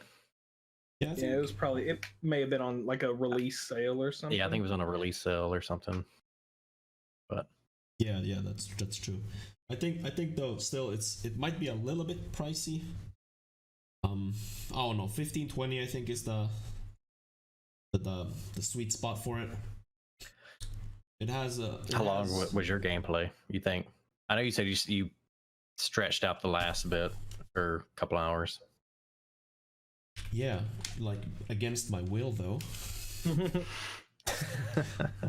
Motherfucker. I think I completed the game in 12 hours. That's very close. Yeah, 12 hours is very close to like actual game time. But yeah, I legitimately 2 hours I was me spending time on the fucking final boss. It was brutal. Unfairly brutal. And I want to go back and look at the footage myself to see what I did wrong, because I feel cheated, but I feel like I probably missed something. Yeah, you didn't get that game-winning item at the beginning of the game. Oh yes, of course, the one that when you jump down that pit and go in that crevice, and there's the game-winning item. Yeah, you go left instead of right when you start the game. That's damn. Should have known. Fuck. But yeah, overall, very, very, very good game. Interesting looking. Like, even though it's very not gory, but it has disturbing imagery, it's interesting to look at. Definitely one of this year's better releases. Honestly. Yeah, I'll definitely give it a shot for sure. Yeah, I think you would like it. Honestly. Honestly believe that. Okay. Yeah. I'm looking forward to it. Yeah, when are you gonna play it, Trevor? Like in 2 months? Yeah, probably. I played the see. demo. Yeah, I played the demo. I had to play the demo on keyboard because I didn't have my controller was all fucked up. But I did beat the demo without dying once Ooh. It's impressive. with keyboard. I It's didn't finish definitely the a controller demo. game. You didn't play the demo, or you didn't finish it? I didn't finish it because I felt like it was a good game, but I just wanted to play something else. You just wanted to Just wanted to play a And- shooter. Yeah, and Metroidvania is really not for me. Like I played Hollow Knight. It's amazing game, but it's not for me. I just couldn't do it. You know, if you like a shooter like Tarkov, there's a game that just came out called Borderlands 3. And we're all playing. We're all playing that. It has poop humor. Come on, man. Yeah. Poop humor. Man. Yeah, I don't know. I don't know. It's I can't describe it, but it's just not for me. I feel like it's not for me. Hey, man, you don't have to play it. Nobody's forcing you. Yeah. Yeah. Yeah. It's not like we're asking you over and over to play it. Yeah. I I mean, am. you can play your inferior games. No, don't worry about it. We'll just play the superior ones. Yeah, I remember Sully asked me like 100 times, like, are you gonna buy Remnant or not? Over and over again. I'm like, no. Yeah. See, I don't will think say, so. I would say when you said like no to Remnant, I can understand that because that's a game that you're like, I don't know, it may be good, it may not be good, it may be just mediocre. Borderlands 3 is good. Yeah. Yeah, that's the difference, man. Come on. Yeah. Don't be a hater.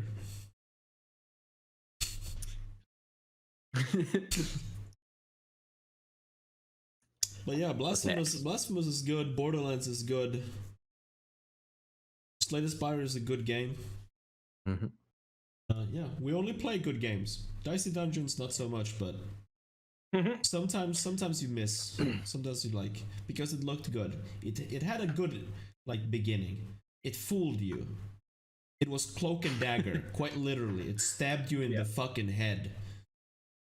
When you just like do a little bit of the game. God damn, fucking Dicey Dungeons. It makes me kind of mad right now. That cutesy motherfucker. I was gonna say, since Remnant got brought up, I wanted to say something real fast about it. And it goes back to what you said about Control, how like Control had like text everywhere. And I think I saw Sully say something about this earlier in chat, but Remnant, there's not like a lot of text items, but when you find a text item, it is literally 30 pages long. Yeah, every no single thanks. one of them. Yeah, like I was like, okay, I'll read this, and then I started to read it. I'm like, okay, well, next page, okay, and then I was like, how many pages is this thing? And like, you just keep clicking next page over and over and over, and it's literally 30 pages every single book. Yeah, see, that's how I felt with Skyrim, and that's like 4 pages, and that's 4 pages too much. When you like pick up some random book, it's like. Yeah, I could understand Skyrim in a way just because like that's supposed to be like a more really immersive world, and there's like actual like libraries with books and stuff like that. But like Remnant, you don't need to have a 30-page book in it. Like there's just no point. It's not meant to be that immersive. I feel like I don't want to sit here and say that your game doesn't have to have lore, because there's a lot of players out there who really appreciate that extra effort that companies put in just writing all this stuff and like fleshing out the world and whatever. And I don't care. Like I don't need that. I appreciate games that tell lore more like Dark Souls and stuff, where it's just kind of like visual thing. Like you'll be walking and then you see like a painting on the wall or statues that tell a story or something like that. Like I'd rather just see my lore in that way than a 30-page text file. that I found on a shelf. See, Dark Souls lore is, or From Software lore in general, I think Sekiro is probably the most clear of them all. But especially Dark Souls, they're just steeped in this sort of, you have to interpret the lore yourself, or you just have to really dig deep into item descriptions and the goddamn wiki to like find out shit. Yeah, well, Dark Souls may not have been the best example, but games that just use the environment to tell their stories more than like I said, a text file. Yeah, I mean, I don't know like what's the good way or the right way to do it. I definitely value game mechanics over just storytelling. There are good games that are like story, like Katana Zero caught me off guard with how much I got invested into the story. But mainly I tend to like gameplay mechanic games more than story heavy games. Yeah. I guess the way was that I like the way they I'll say mine real fast because I'll be done real fast. I guess the way I like it is like the way I like movies. Like if I see a movie and I see a character cutting an onion, and then the next scene I see their hand bandaged up, I assume, oh, they cut their hand cutting an onion. I don't need a scene where they or cut an onion. Then there's a scene where they're like, hey man, I fucking cut my hand open. You see this? That's crazy, isn't it? Let me bandage it up. Like I can already infer this stuff just like through the visual aspects. And that's what I appreciate that in like movies and stuff. So yeah, I was gonna say pretty much similar to that. I like it how they do it in Sekiro. For instance, there's I don't know, you talk to someone and they say something like Genichiro used to train in this area, and then you go to the area and you see like or where you fight the dragon is missing an arm, and so you can like come to a conclusion that, oh, he trained here and he was this kind of rebel guy, maybe he got the arm. Like you can come to these conclusions yourself, not necessarily have to like hold your hand like, look at this is broken, and look at that, he looks guilty. Like it's just something in the background you can easily miss. Yeah, you'd have to go find a book that says, hey, I cut this thing's arm off back in the day. Yeah. Yeah, I mean, and it's on the last page. Ultimately, like storytelling is it's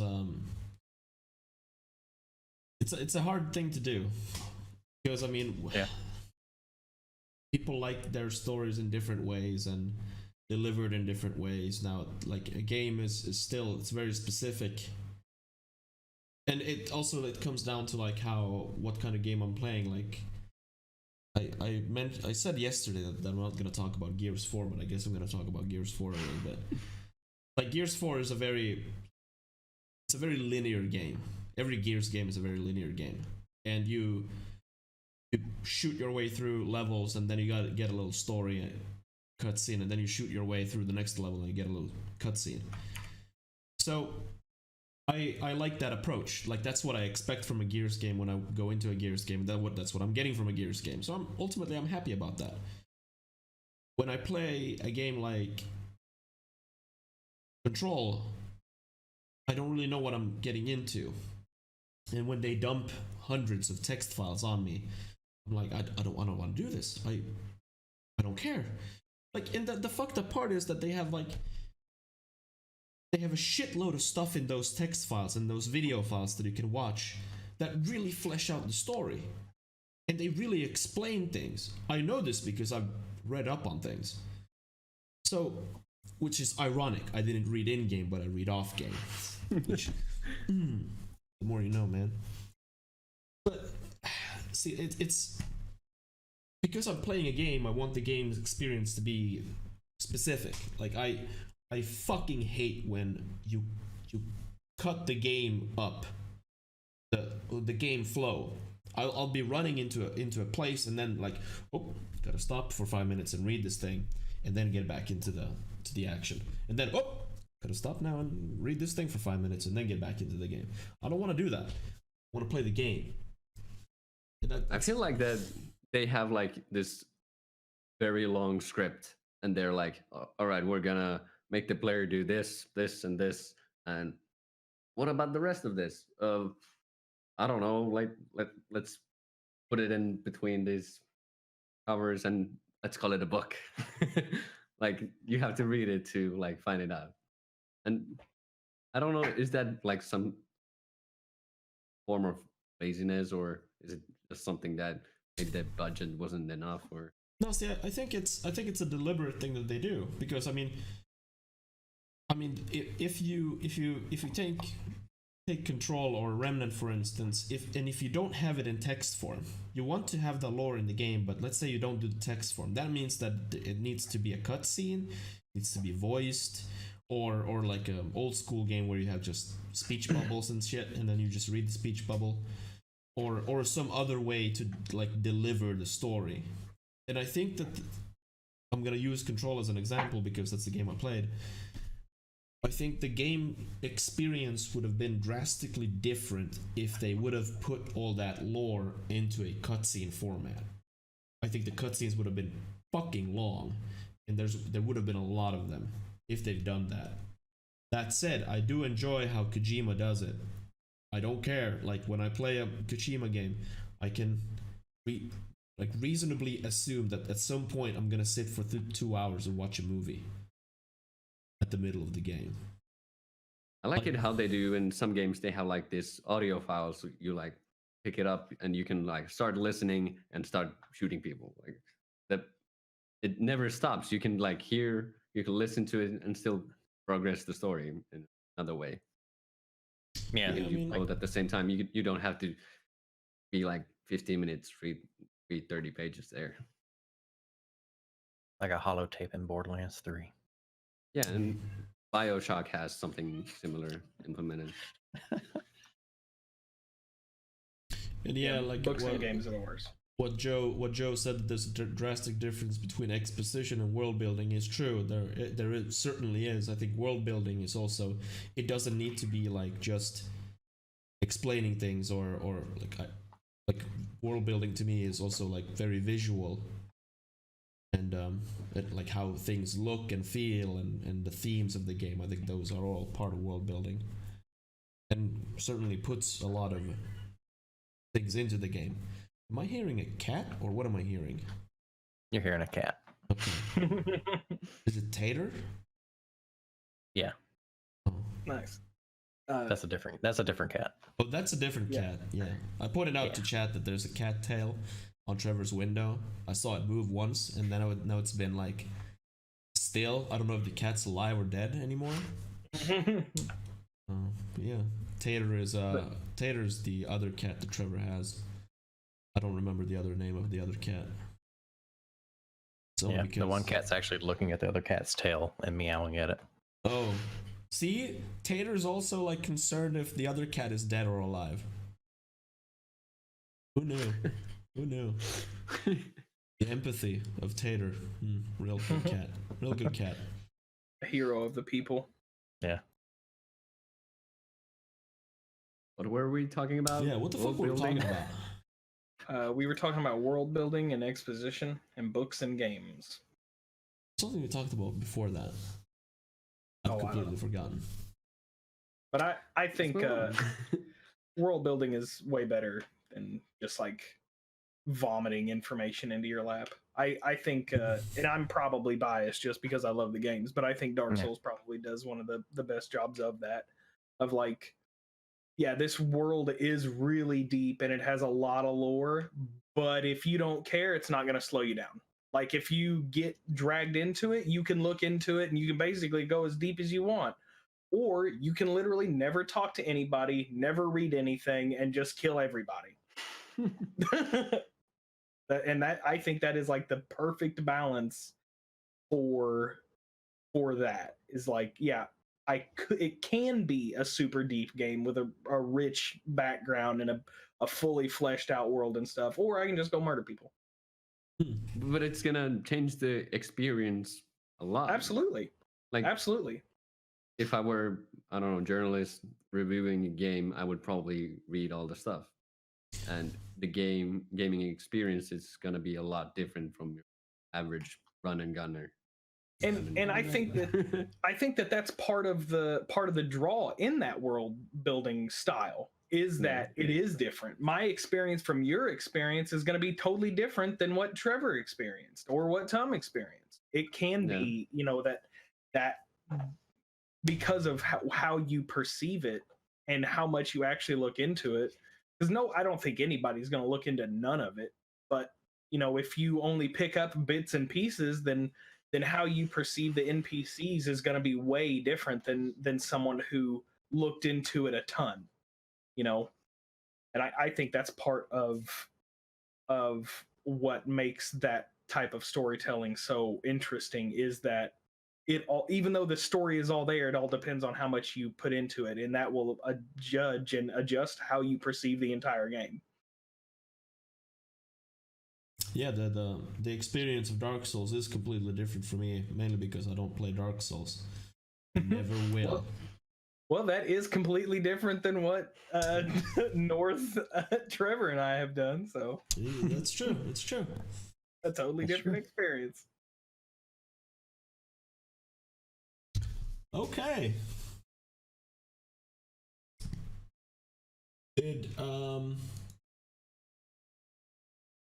you, Joe, watch the latest Nintendo Direct? I did, yeah. I thought it was pretty good. It looked pretty spicy. I definitely enjoyed a lot of it. And once again, they released another Kirby game like out of nowhere. Super Kirby Clash. Just they were like, "Oh, here you go, have a free game. Why not?" See, I don't have a Switch, so I cannot really speak too much for the Switch or the games, but what I can do is give my thoughts on, at least on how I feel about Nintendo. And I think Nintendo's goddamn killing it. I honestly believe that they are really, really, really doing all the right things. Mainly because they release a bunch of shit, and their directs always have surprises, and they're usually good surprises. And for fucking finally, they're releasing, SNES games on the Switch, which is like really nice. Yeah. If you have the online subscription, you have access to like 30 free NES games and now like 21 or 22 Super NES games, and all the games that are multiplayer can be played online multiplayer. So if you had a Switch, Tom, we could play Super Mario Kart on our Switch, which I think that's probably the first time in history that a ton of those games have ever seen any sort of online play, and I think that's pretty cool. But yeah, they are definitely killing it. Even if you're not a Nintendo fan, I mean, it's hard to deny that they're not just doing everything that their fans want them to do. Although I think it's hilarious that they're gonna release Overwatch on the Switch. That is hilarious, yeah. I honestly I can't see how that will ever work, but maybe it will. I don't know. I don't think it will. I don't think the hardware. Yeah. I mean, goddamn. Maybe, I don't know. Overwatch isn't too tough to run because it's so stylized. So I don't really know. I don't know. Yeah, the Witcher 3 release on the Switch, just, I mean, it's cool that the Switch owners who just have the Switch can experience the Witcher 3, which story-wise is really fucking good. It's one of those games that I do like to read into the things I find, because the story is just, and the world building is just so good in Witcher. That's where I do care to read about the things. But the Switch version, it's I mean, it has a huge graphical downgrade, and but hopefully it'll run good at least.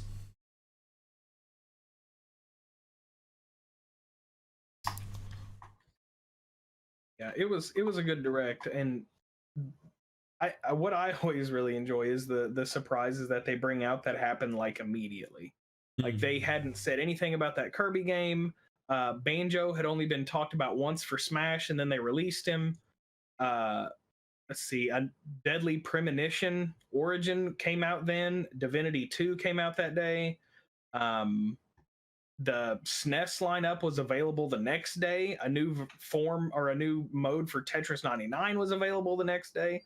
It's just always really nice because whenever a direct comes around, you know you're going to get, well, you don't know, but you have a pretty good idea that you're about to get brand new content right then. And that's really what I mostly appreciate about Nintendo. Like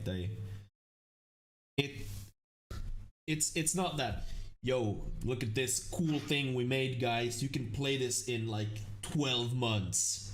It's rather like, look at this cool thing we made. You can play it right fucking now or tomorrow or whatever.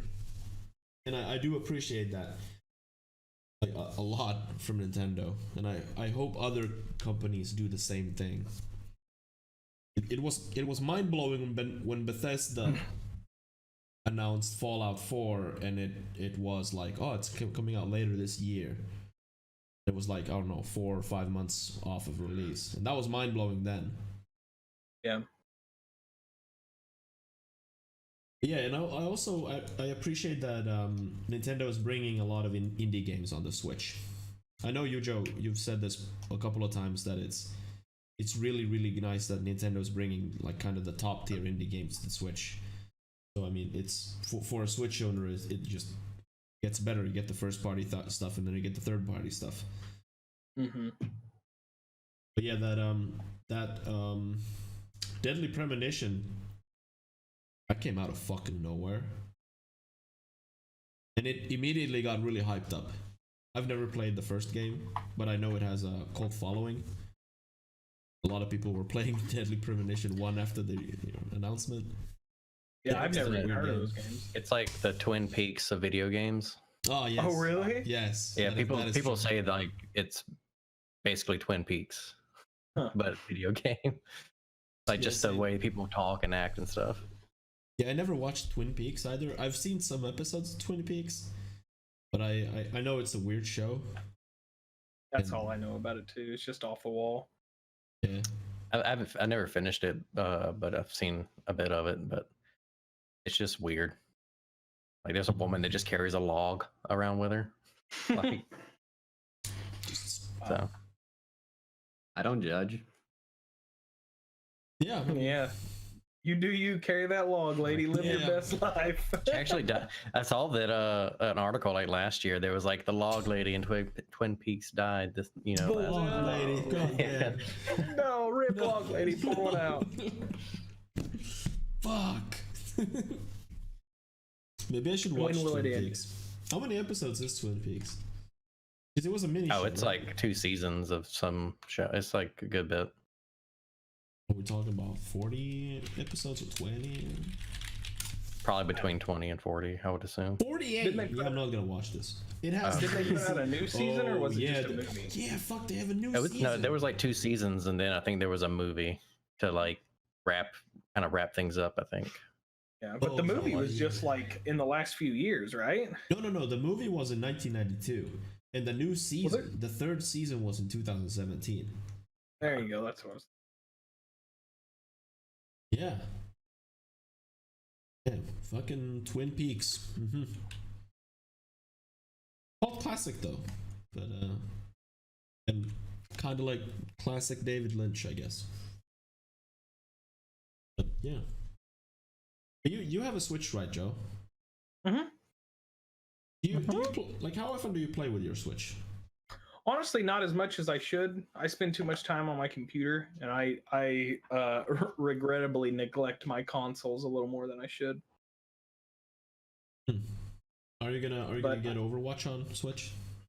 Oh gosh, no, not at all. That is, I couldn't. I don't think I could. I'm bad enough on first-person shooters with a mouse and keyboard. I don't need the handicap of a controller too. Oh yeah, that's true. Yeah, It's true. Yeah, that's true. That's true. I keep saying I'm gonna play my Switch more, but it's honestly something I need to do because there are tons and tons of good titles on it. But it just seems like all the indie games that do release on it, I already or would rather play on my PC. Yeah, see, So I mean that's like kind of what's happening though. Like the games that do come out on Switch, the indie games, are usually the top tier indie games, and they're already out on PC. So if you have a PC and you play indie games, you probably already played them. Yeah, but there's going to be people who necessarily don't have PC. Absolutely. If you don't have a gaming PC, if you were to ask me which of the 3 consoles to get and you didn't have a PC, I would probably tell you the Switch, honestly. Yeah, I would say the same.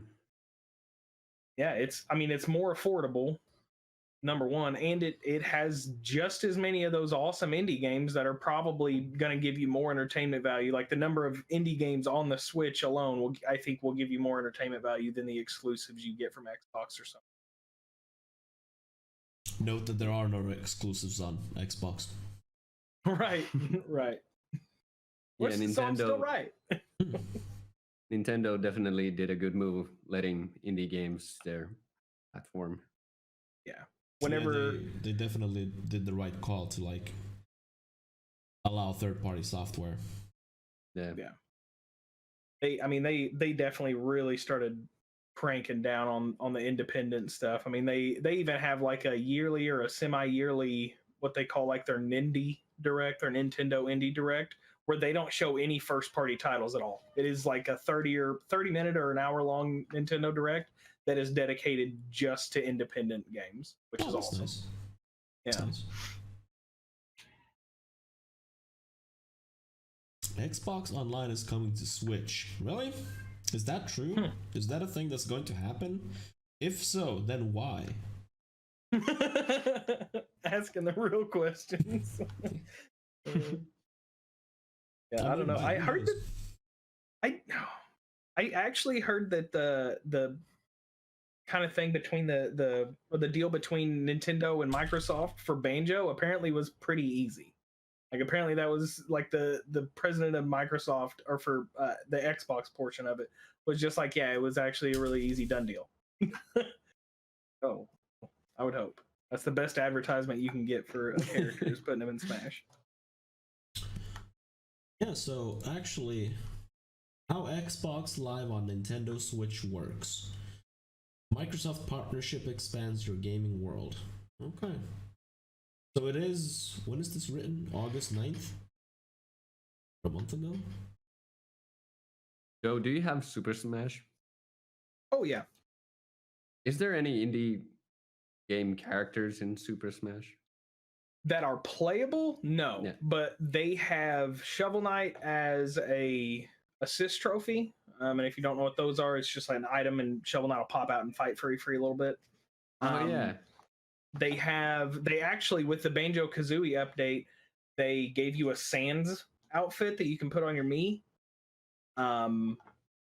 They actually, and those are the 2 big ones that come to mind, but there is actually quite a bit of independent stuff kind of shown off in that manner through assist trophies or stickers or even some music, because they did even have along with the Sans outfit, there are actually several Undertale songs that were added into Smash as well.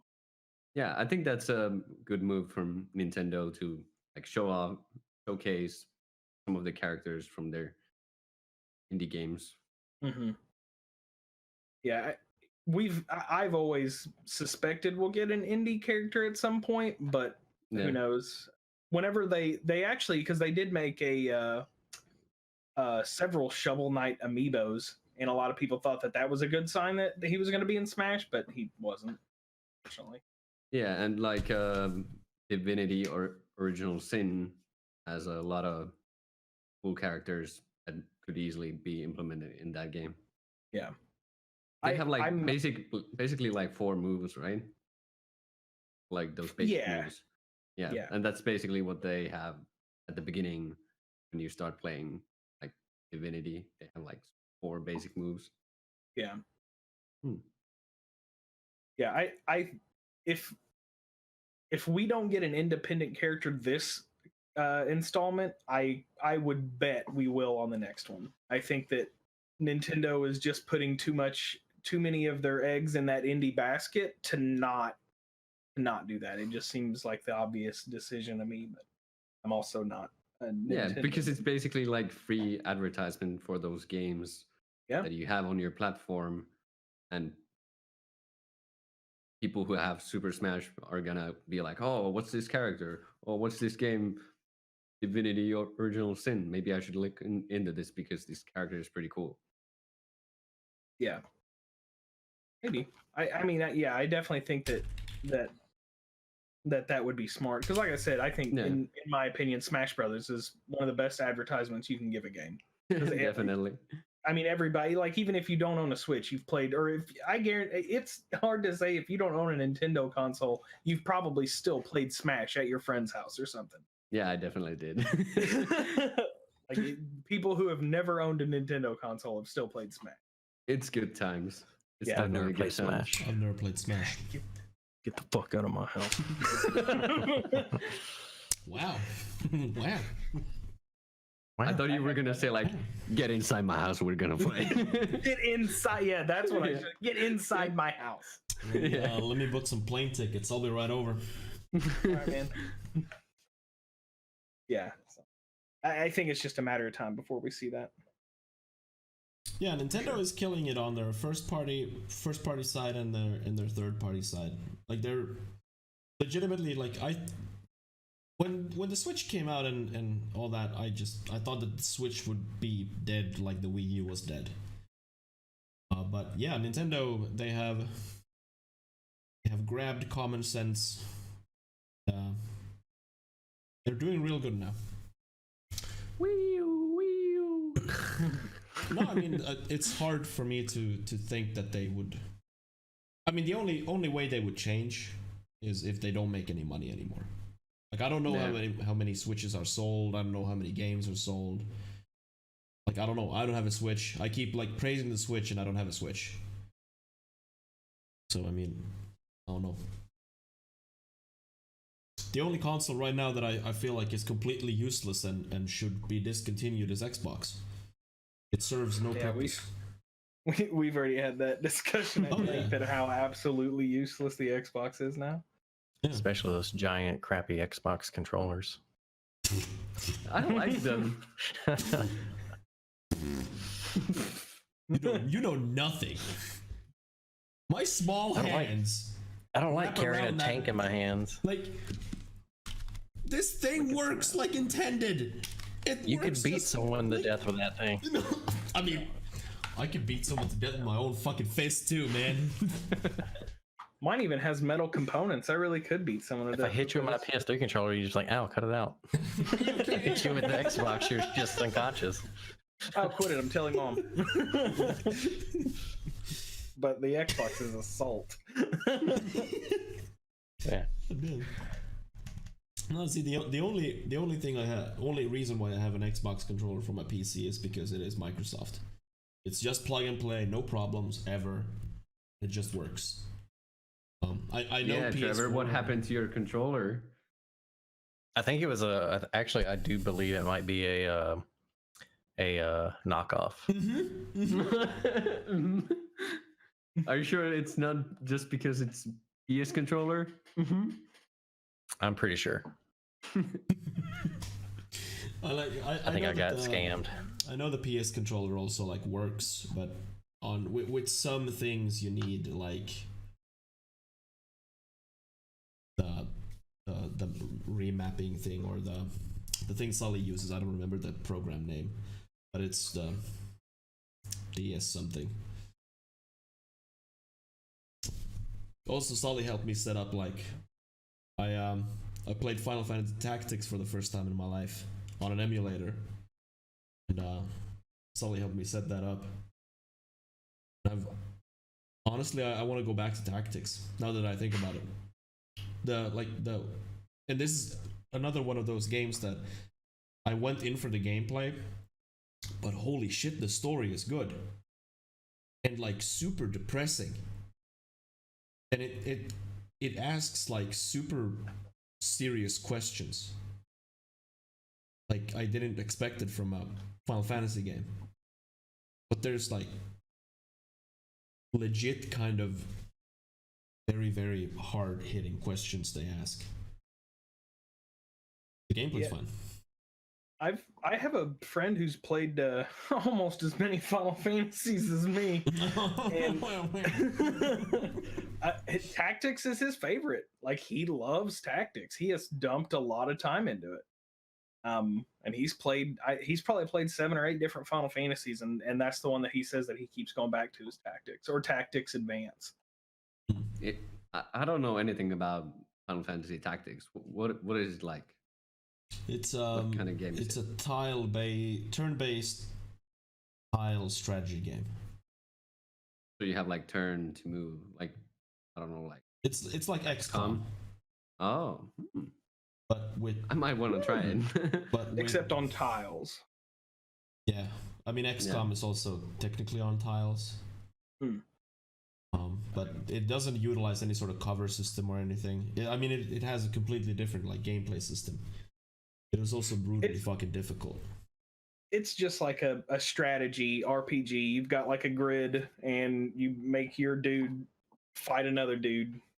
You just like you'll move. They can move so many space. It's more like have you ever played any Fire Emblem or seen Fire Emblem gameplay? Probably not, since you don't own any Nintendo console.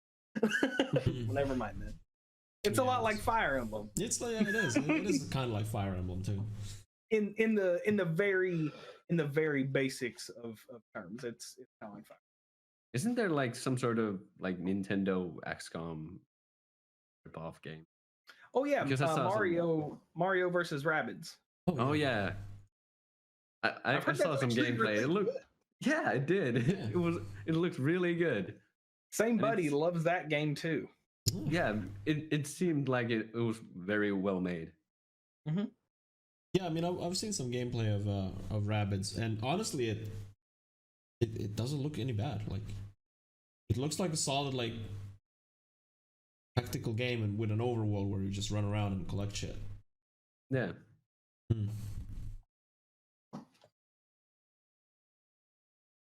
Hey, let's get demonetized again. Here we go. Hold on to your hats if you have one. Your goddamn hats. It's time to enable fanboyism. Oh, gosh, now that I said wait, is Sully here? Sully, someone get Sully. Make sure he's watching. For some reason, when I mentioned hat, I imagined Radigi having like a fedora. A fedora would be the ultimate fedora guy. Please tell me. I'm not gonna say. Please tell me. I'm not gonna say I had one in high school. Yes. But they were dark times. They were dark times. That's when the fedora was cool. It wasn't ever cool. I won't say before it was cool, but it was before it was lame. Okay. Internet ruined fedora. Yeah, I mean, that was before. That was before the memes. Oof. All right. Gotta unmute my site first. Oh, it is unmuted. Okay. On to your PPs. Whoever has a PP.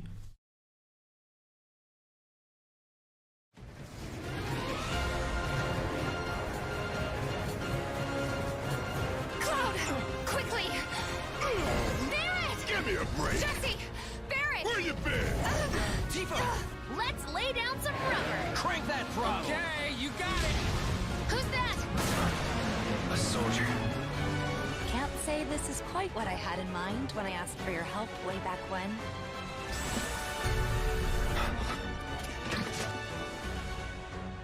Feels like we're flying high these days. Now, more than ever. He's a keeper, all right. Yeah. I'll see myself in. Thanks. And who are you? Now it's my turn.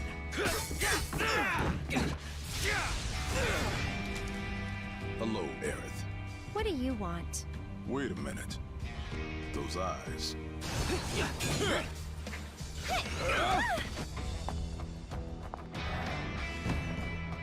Contro's got certain tastes. Don't be shy, little kitten. Shimmy on over and give Daddy some sugar.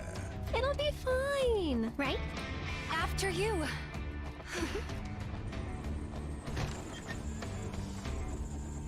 You led us on a merry chase, Aerith. Attention, Avalanche! Resist and we will use lethal force! Got your lethal force right here!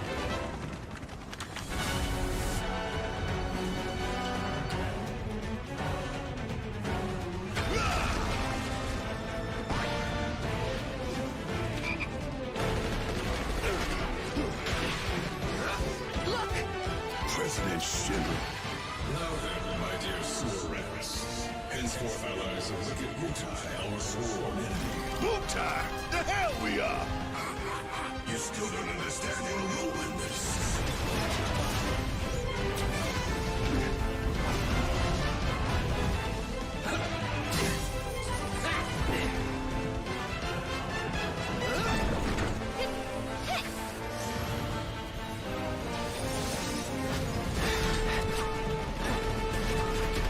Cloud!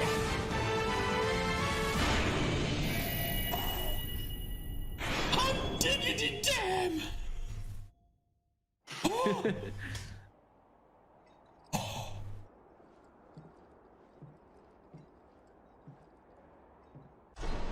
So good! So fucking good! Yeah. Getting hot in here.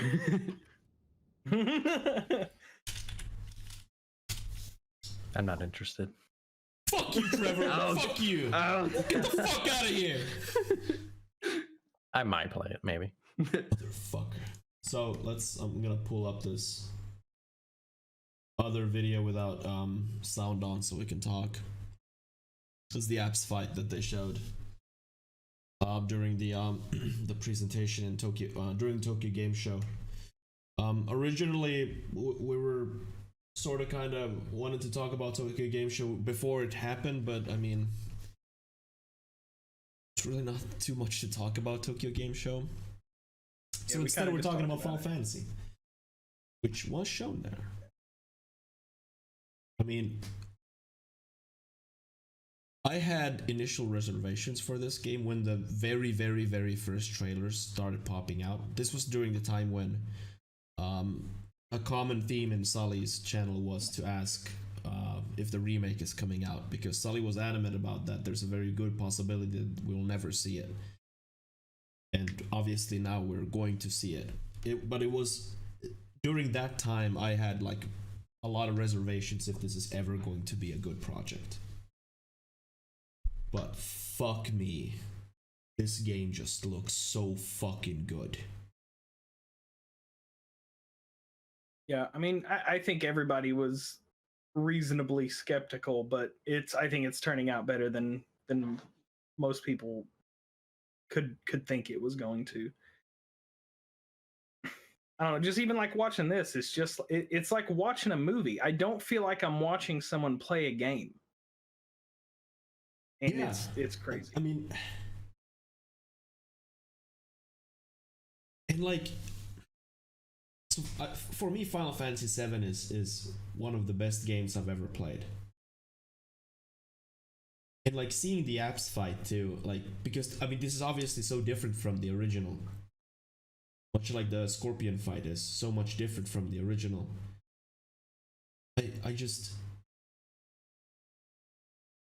I love that they are remaking the game, not remastering the game.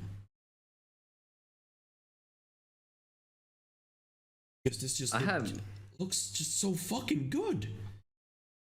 I have doubts about, like, or concerns about performance, because we saw how, like, Control worked on PlayStation, and this looks, in my opinion, a lot better than Control.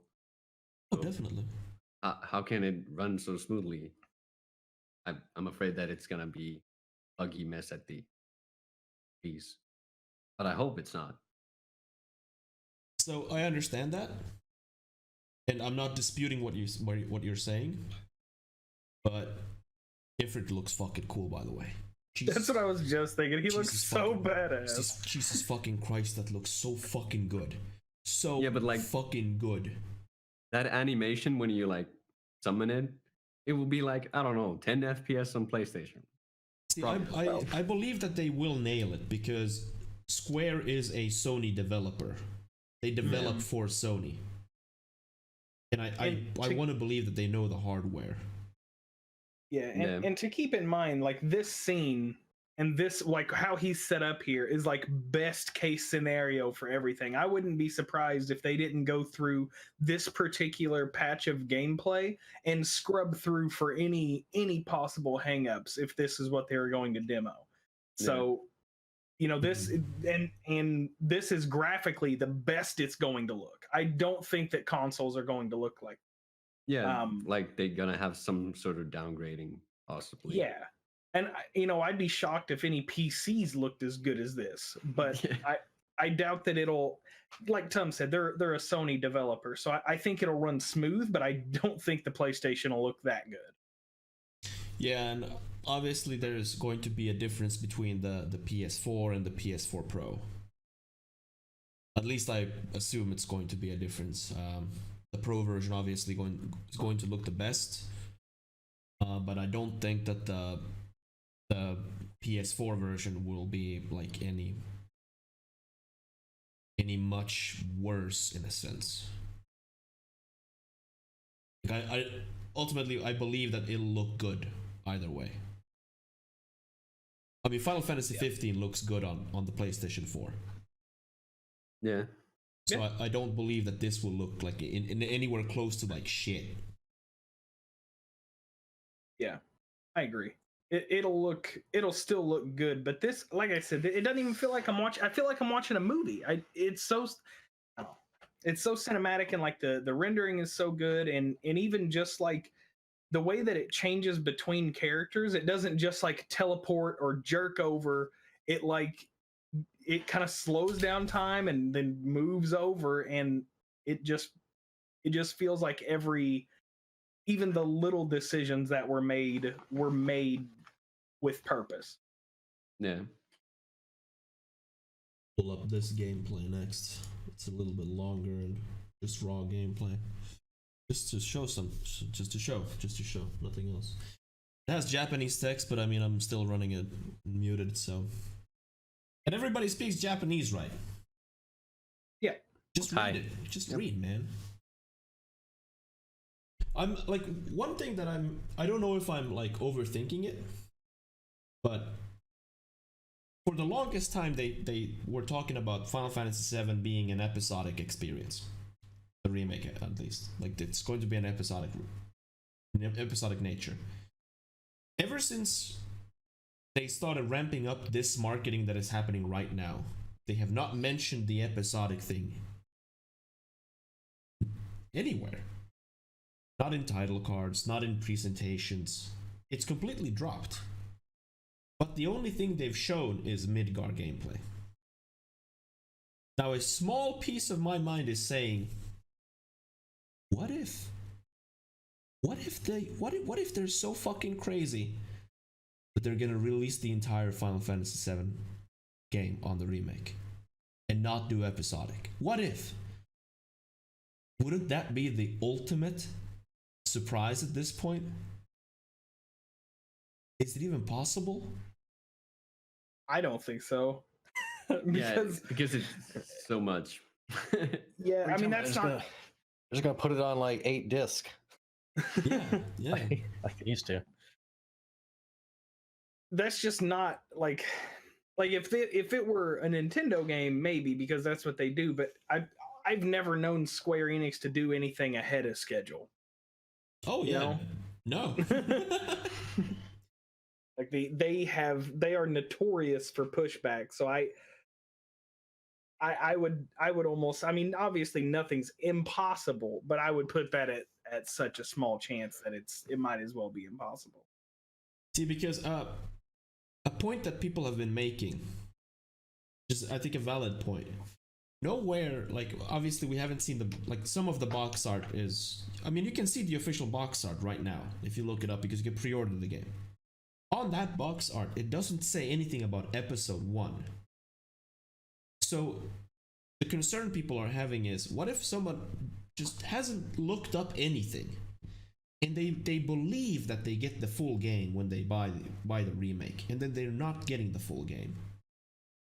Well, I think that depends on your definition of a full game. Obviously, and yes, to what extent that game goes to. Like, does, you know, they may have planned it out where this does come to a satisfying ending without having to go all the way through the rest of it. So I think that really just depends on what you consider a full game. Is it so many play hours, or is it a certain resolution you're looking for?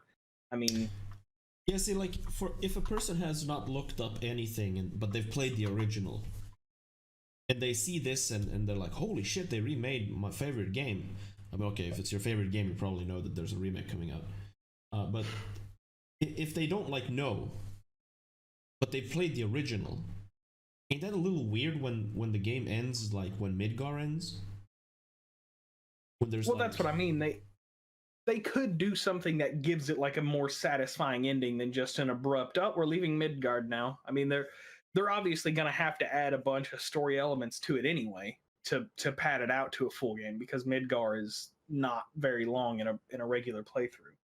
Oh, so, yeah, I mean, definitely not. Who knows how much they're going to add into it? I mean, they're going to have to add tons of story elements, tons of bosses, tons of enemies, tons of locations. So, who knows how Midgard is going to end for this new Final Fantasy.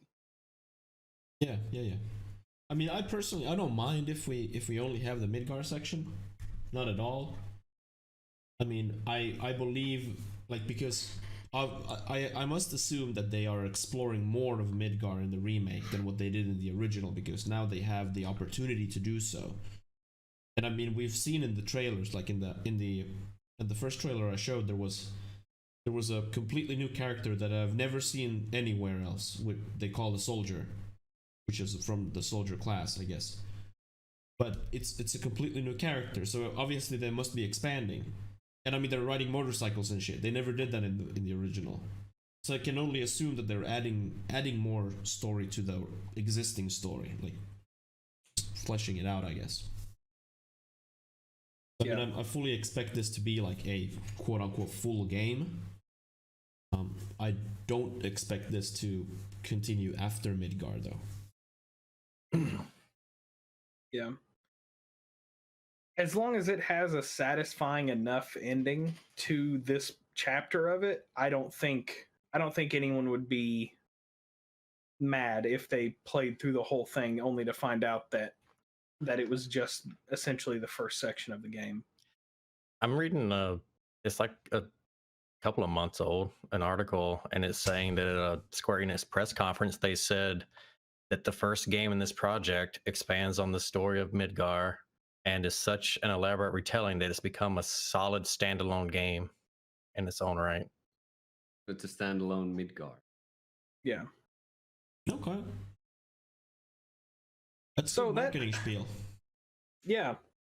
That makes me wonder, because if they change the story enough, it could seem less like a continuation of the same story, which I guess is technically what I'm about to say is, but more of like less of just a continuation, like you picked up where you left off, and more of like a sequel game. So I wonder if that's how like playing part 2 will feel more like a sequel, not like you're continuing the same game. Because they could call the second one, like you said, it's not called episode 1, so who knows what the next one's going to be called. Yeah, that's interesting. It's interesting if they're gonna treat the second one as a sequel to this one, effectively like continuing the existing story in the same kind of way that they do in this one, that they just expand, but treat it as a sequel, like end this one in some sort of satisfying way, instead of just them being outside of Midgar and be like, oh, now we're gonna go to Calm, but rather something else. I mean, it might. I fucking hope they don't end in a cliffhanger, but they probably will. Yeah. Probably. I don't know how to say this guy's name. What's Katase? Katase, yeah. Yeah. Katase-san. someone quoted him as saying that they're in the process of planning out the second game already. So it's definitely going to be multiple games. It's not going to be all one game. Well, okay. I'm gonna be disappointed if Go on. I'm gonna be disappointed if there's not the stairs scene where you walk up like 1,500 stories. 50 stairs up, man. Yeah. They have. They're gonna have like it's gonna have the stairs there, and you can go up it. Or there's like the guy's gonna be like, "Hey, wait, why don't we just take this elevator right here?" In the original, you can take the elevator. Like in speedrunning, where we see the stairs is because the stairs are more reliable. If you take the elevator, it's more RNG what will happen, and thus runners tend to take the stairs. There are some strats that take the elevator. It's technically you can get a faster time with the elevator, but it's super unreliable. I hope I said that right, Sully. I'm not super sure. I'm not a runner. Sully's clenching his fist right now for you. Yeah. Fucker, liar. But yeah, this is going to be. I'm gonna just skip ahead a little bit to the Scorpion fight. Like even this, just like the battles and shit, they look so goddamn good. It's just fucking good looking. You said it. Yeah. Well, there I got debunked immediately in chat about what I just said. You can't take the elevator anymore since the new route released. So yeah, everything I just said was bullshit.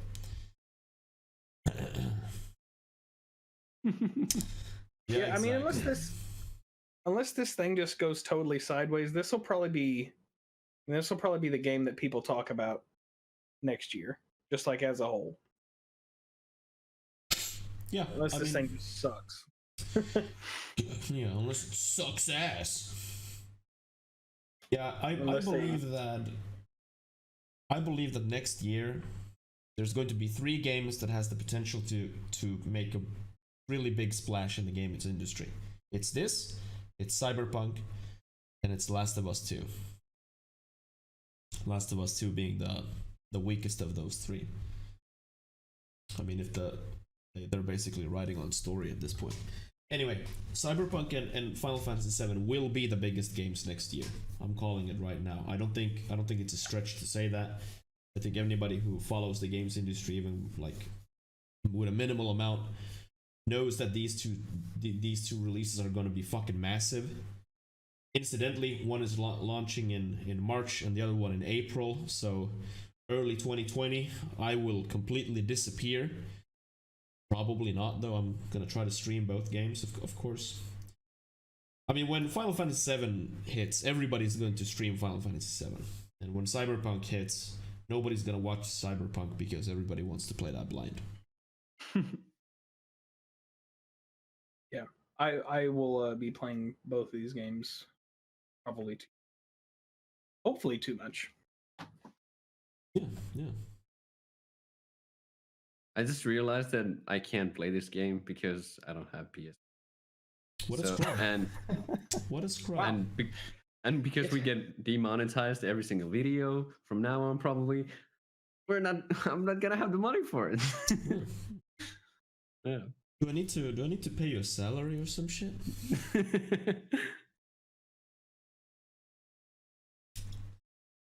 But goddamn it looks good. Some of you has to like stream it.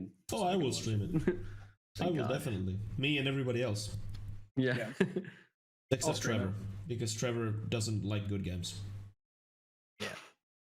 Basically, like Borderlands 3 is not a good game. He doesn't like good games. Damn. Now, I will say it does look interesting to me. Like, if I was going to play a Final Fantasy game, this looks like one that I would probably play. So, I actually might probably play it. It's also nice to see that a big criticism 15 got was that the combat was just super boring. And I mean, it is. You hold down the X button and combat happens. That's basically it. You can like make the combat more harder for yourself, but if you don't want to do that, then you don't have to do that. Now it seems that this game, though, they've taken that criticism and here you actually press multiple buttons when you do combat. I've been watching him play. It looks like he's almost barely doing nothing at times. Yeah, with the controller. Yeah, at this point when he's just holding the controller and not even having his fingers on any buttons, that seems kind of bad though. But well, he's also not doing anything. No, like I've been watching, like the character's actually been doing some things, and he'll just hit like a single button, and then like his character runs around and goes and does some shit. Yeah, you can send like commands. I don't think the thing in the corner is what the guy is playing. It is because I watched him earlier, and when he there was a scene we had to run down this little pathway, and he pressed forward right when he did it, and he started running down the pathway. Yeah, but that guy's the hands on the controller and the guy's hands in the corner are not matching up. Like the whole time the hands were on that controller, but several times he brushed his hands his hair out of the way. So I don't think that the hand controller it's either behind or it is not him. Because there was his hands never left that controller, but he brushed his hair several times. I believe that they're using auto combat. Oh, maybe that's what they're showing off is auto combat. Yeah. Then why the hell weren't his hands still? That just makes more questions. Also, what is that heat thing? Like, there's like a bar, and when it goes up higher, it says like heat. Is it like it's the same mechanic as stagger in Final Fantasy 13? Oh, okay. But it's just called heat. I mean, I think they have different names for different enemies, but the bar does the same thing. Okay. I mean, he's literally on fire, so maybe that's what it is. Yeah. Chat is saying that they're waiting for the PC release. I mean, I honestly believe that this will come out on the PC because 15 is on the PC and every other goddamn Final Fantasy is on the PC. So I do believe, I have faith that this will eventually roll over to PC. 2021. Not that early though. Well, that's that video. But yeah, so I don't know. I'm usually very much like against hype and pre-ordering and whatever, but I'm hyped as fuck for this shit. You gonna pre-order it? No. I'm gonna buy a digital copy so I don't need to pre-order it. But what if they run out? What if they run out of digital copies? God damn. There's only so many letters in the alphabet, Tom. They're gonna run out of keys eventually. Fuck. What if you get a golden buster sword? Fuck. Oh no, you get a cactuar. Yeah, the Do you really? Yeah, you get a cactuar summon. Some of the pre-orders. I know Sully pre-ordered a version where he got some summons. Yeah. And I think there were like summons that are not in the original 7. Like Cactuar is not in the original 7. I think Carbuncle was there too. Yeah, it was. I think the two were. I think there's the Cactuar is for pre-ordering, and then Sully and I got the deluxe thing that comes with a Carbuncle and Chocobo. I think summoned for free.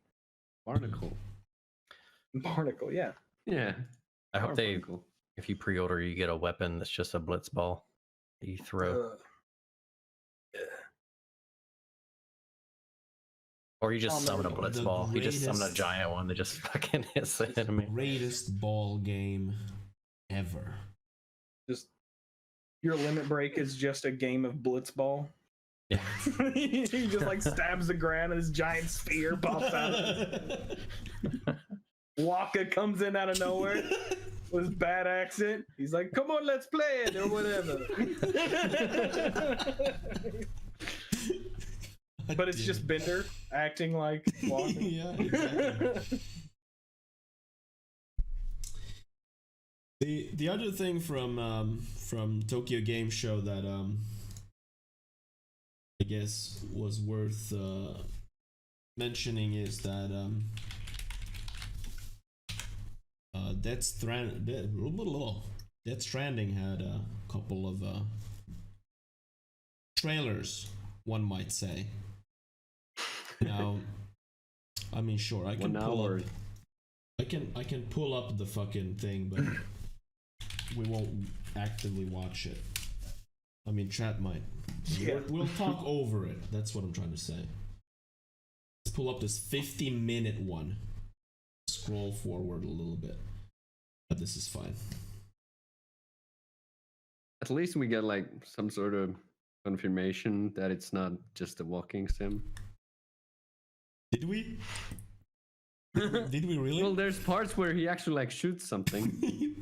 That's true. This is true. That's true. Yeah. I have no idea what Look this at him game walk.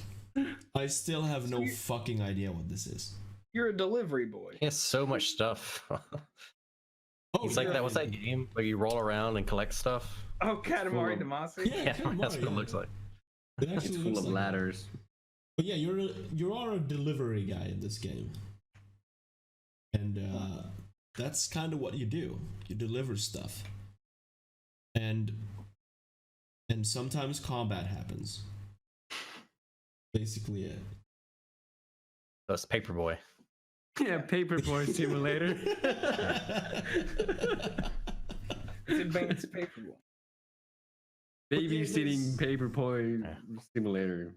There's like what Kojima is showing here, for instance, is just a series of game mechanics in a game world, essentially. So, I mean, I'm critical and I'm skeptical about this game, but hot damn, I am going to play it because at this point I don't care anymore. I mean, I want to see what he's made. What is this concoction, this monstrosity that he has made? What is it? That equator line he just went over. It shows like different areas of the map. I bet it's gonna load when you cross it. Not sure. Like he can use this ladder. He makes a bridge right here. Like look at this shit. Wow. You Game got a ladder mechanic. briefcase? Yeah. Yeah. Where do you get that? From thin air, man. Thin air. Come on. Oh, I want one. All I've got's fat air. I can't pull up none of that. That's it. Yeah. You can pick it back up.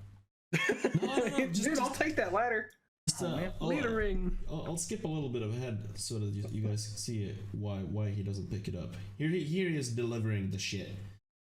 He Is he gonna go back the way he came? Yeah, he goes back a little bit. Let me But how do you know if you're gonna hit another river? Well, he's Kojima. Oh. So he probably knows. Yes, this is the guy he delivered to, some random dude. Then he walks out. There, I can stop there. So he delivered something to a hologram.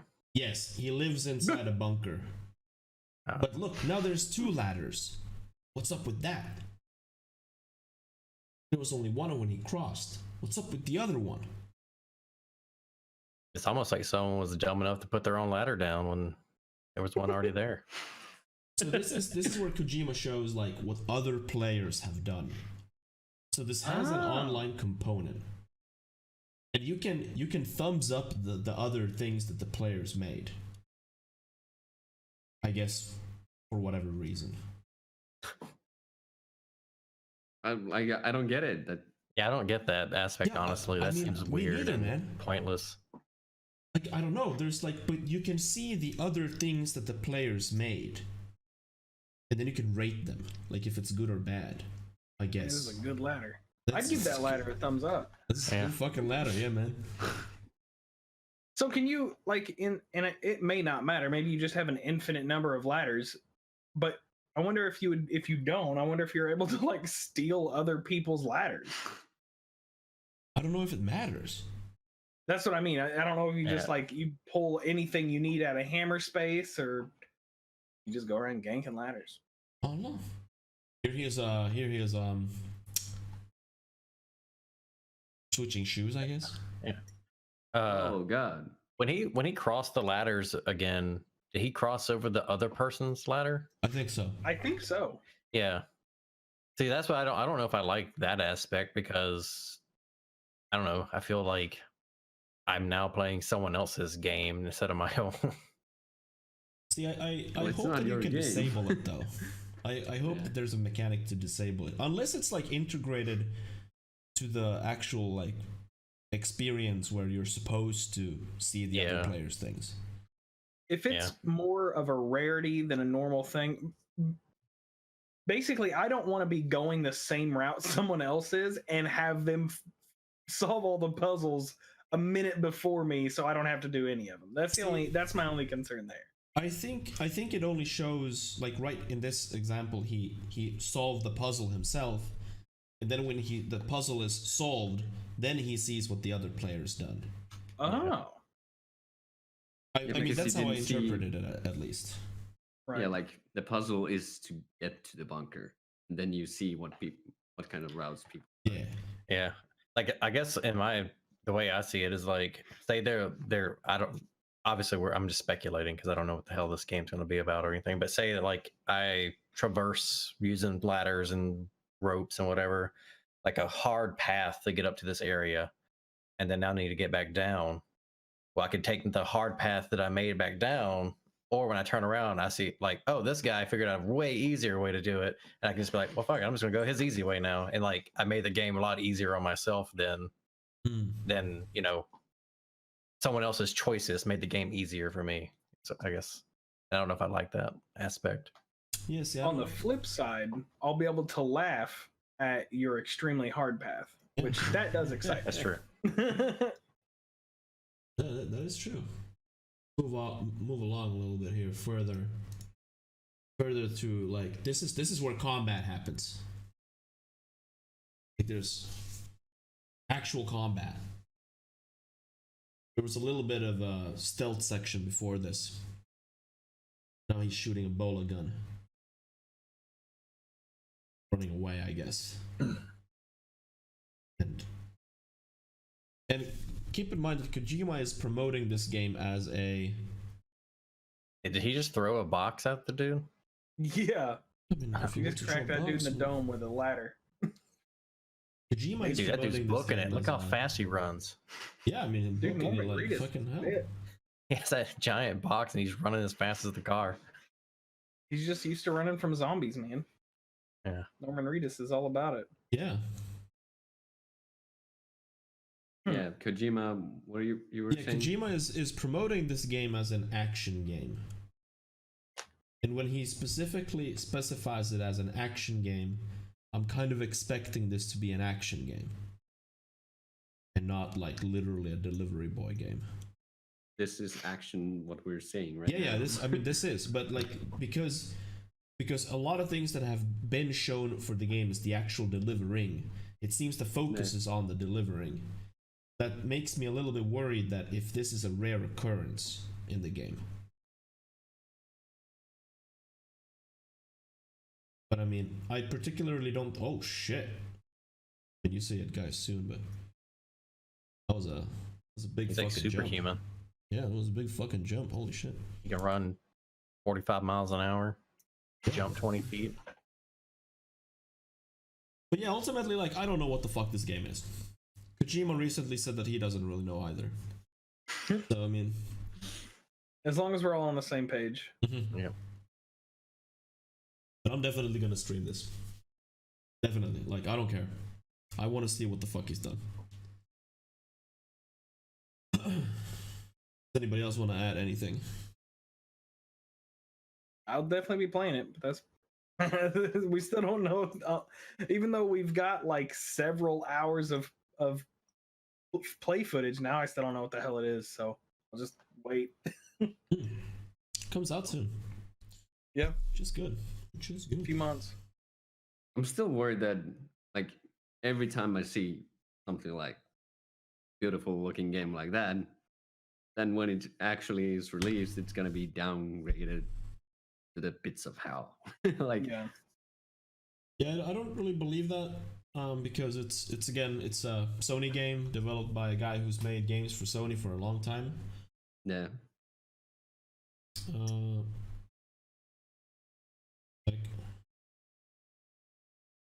I would say, and with that, like what we just saw, you got to think that was an hour-long clip. That's a lot of time for them to waste on making an hour-long gameplay thing and then downgrading it so much. Like obviously it might be downgraded a little bit because most games are, but you know, most games when they showcase a game, they play like 1 to 2 minutes, and then that's it, you know, and then then they like spend a lot of time making that 1 to 2 minutes really good looking, you know, like it just seems like to make an hour-long clip really good just to downgrade it later on, it just seems kind of like a waste. Kojima said himself that the reason he did this for Tokyo Game Show, he showed this much footage, is because there's so much confusion about the game. Yeah. Nobody seems to know what the fuck this is. And this was an attempt to like kind of educate the people, like this is what the game is. I mean, I'm still kind of like, what the fuck is this shit? Success. Yeah. I almost feel like he's shown so much of the delivery boy part on purpose, like for the gameplay, just to continually confuse people. Because like, if not for Norman Reedus being in everything and like in every one of them, you could tell me that those are all different games. Because that like at all at once, it seems like it's some kind of delivery boy thing, just like a walking simulator. But then there's like FPS aspects, and then there's like a dystopian future with Mads, whatever that guy's name is, Mads Morgan, being some kind of future Nazi with goop Nazis, other goop Nazis, and then there's Guillermo del Toro just randomly showing up with goop Nazis. None of it makes any sense, and none of it seems to go together. And I think that's why he's showing us these little bitty nuggets of story. And then he's like, oh, but actually what you're going to be doing is just walking around giving people boxes. It's like, well, wait, why am I just delivering things with my little brother strapped to my chest when there's a Mads Morgan, Guillermo del Toro, goofy Nazi army out there? I mean, I don't fucking know, man. But like I said, at this point, like I trust Kojima enough to, like, I don't care if the game is good or bad at this point. I just want to see what he's done. I don't care about anything else. It looks weird. It's probably going to be weird, and it's probably gonna have like a 2-hour-long cutscene in it, and I'm all for it. And I'm probably gonna run around in a desolate American land that looks like nothing like America. Yeah. All right.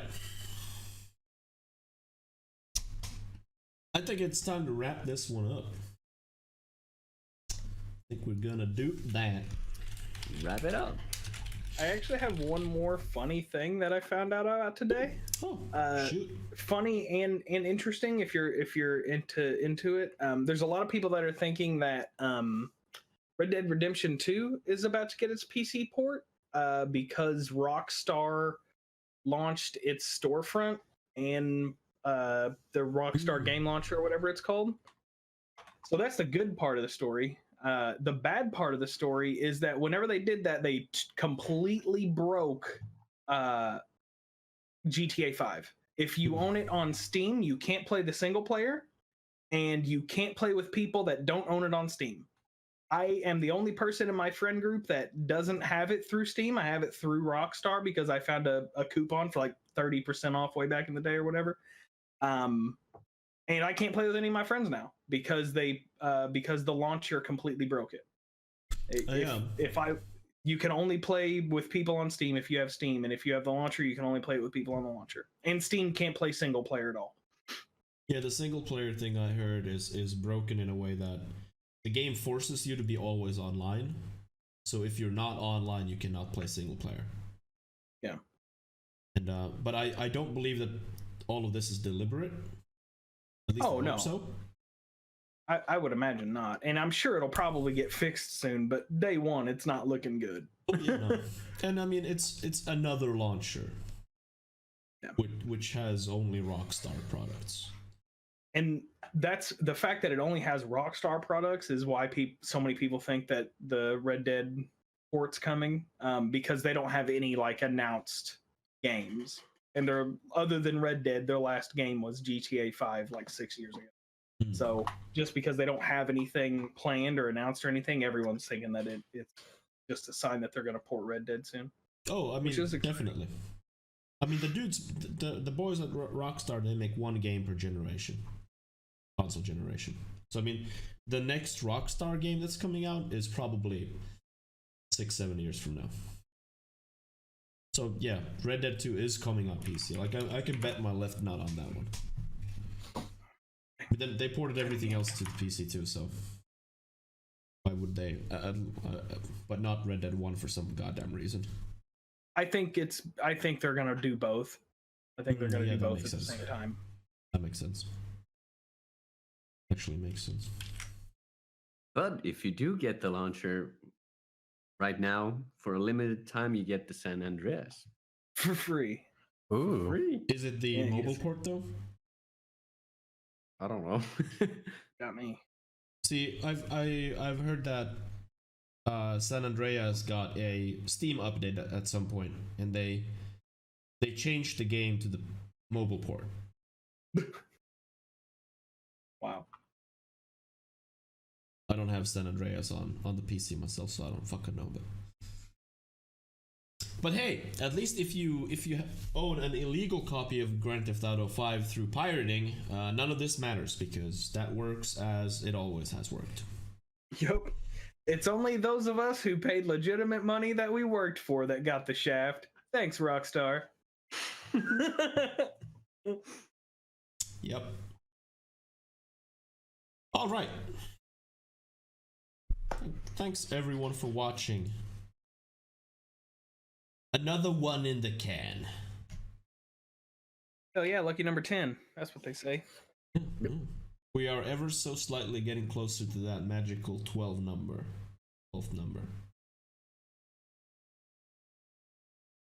Yeah, it's right around the corner. Big things ahead, big things ahead. Anyways, shoutouts. Fucking sell yourself. Okay. Hi, I'm Grategy. I play games sometimes, although lately I've just been playing WoW and not streaming. But that's going to change probably next week. I'm probably gonna play Blasphemous. That's exciting. Good choice. Or start Final Fantasy 12. Either or. We'll see what happens. Oh my god. Have you bought it yet? Oh yeah, I've had it for like 2 years. Oh shit. Oh, is it the OG or the international version? It's the Zodiac Age. Okay, yeah. I went ahead. Yeah, for the PS4. Yeah. I almost wish I was playing it on PC because I heard that there was even more improvements on the PC version. I think. Really?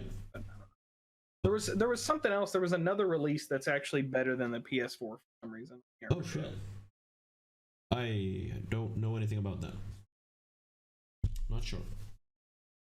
But yeah, either way, Blasphemous or Final Fantasy 12 both are.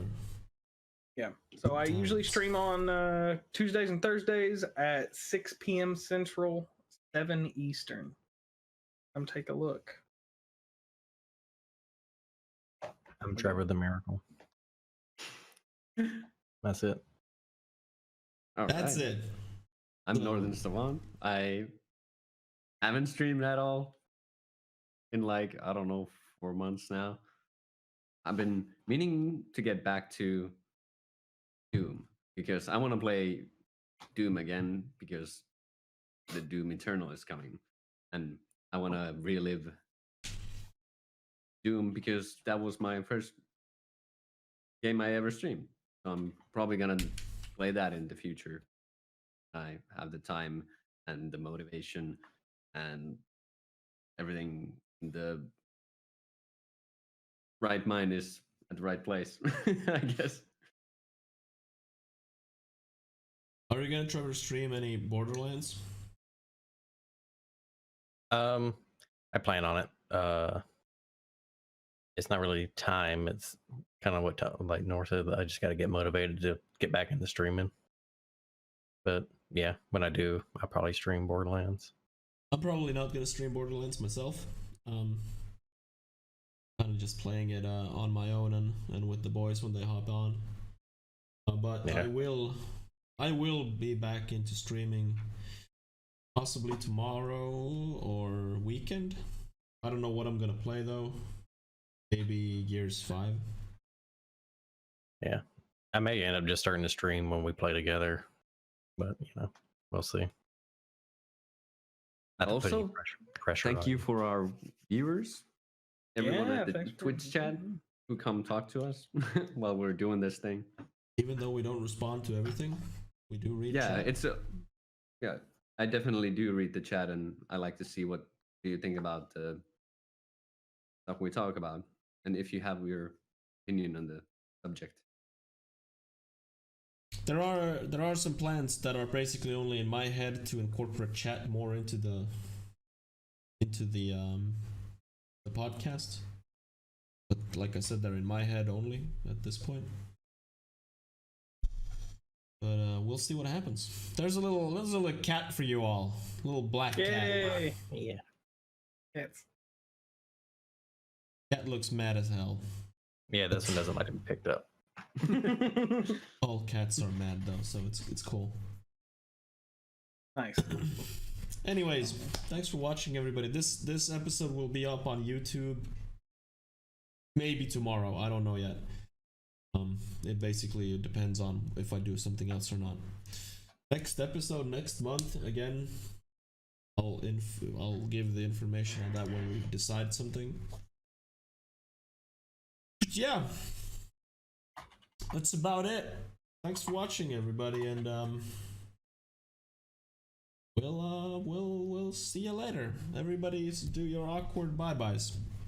Bye. See you later.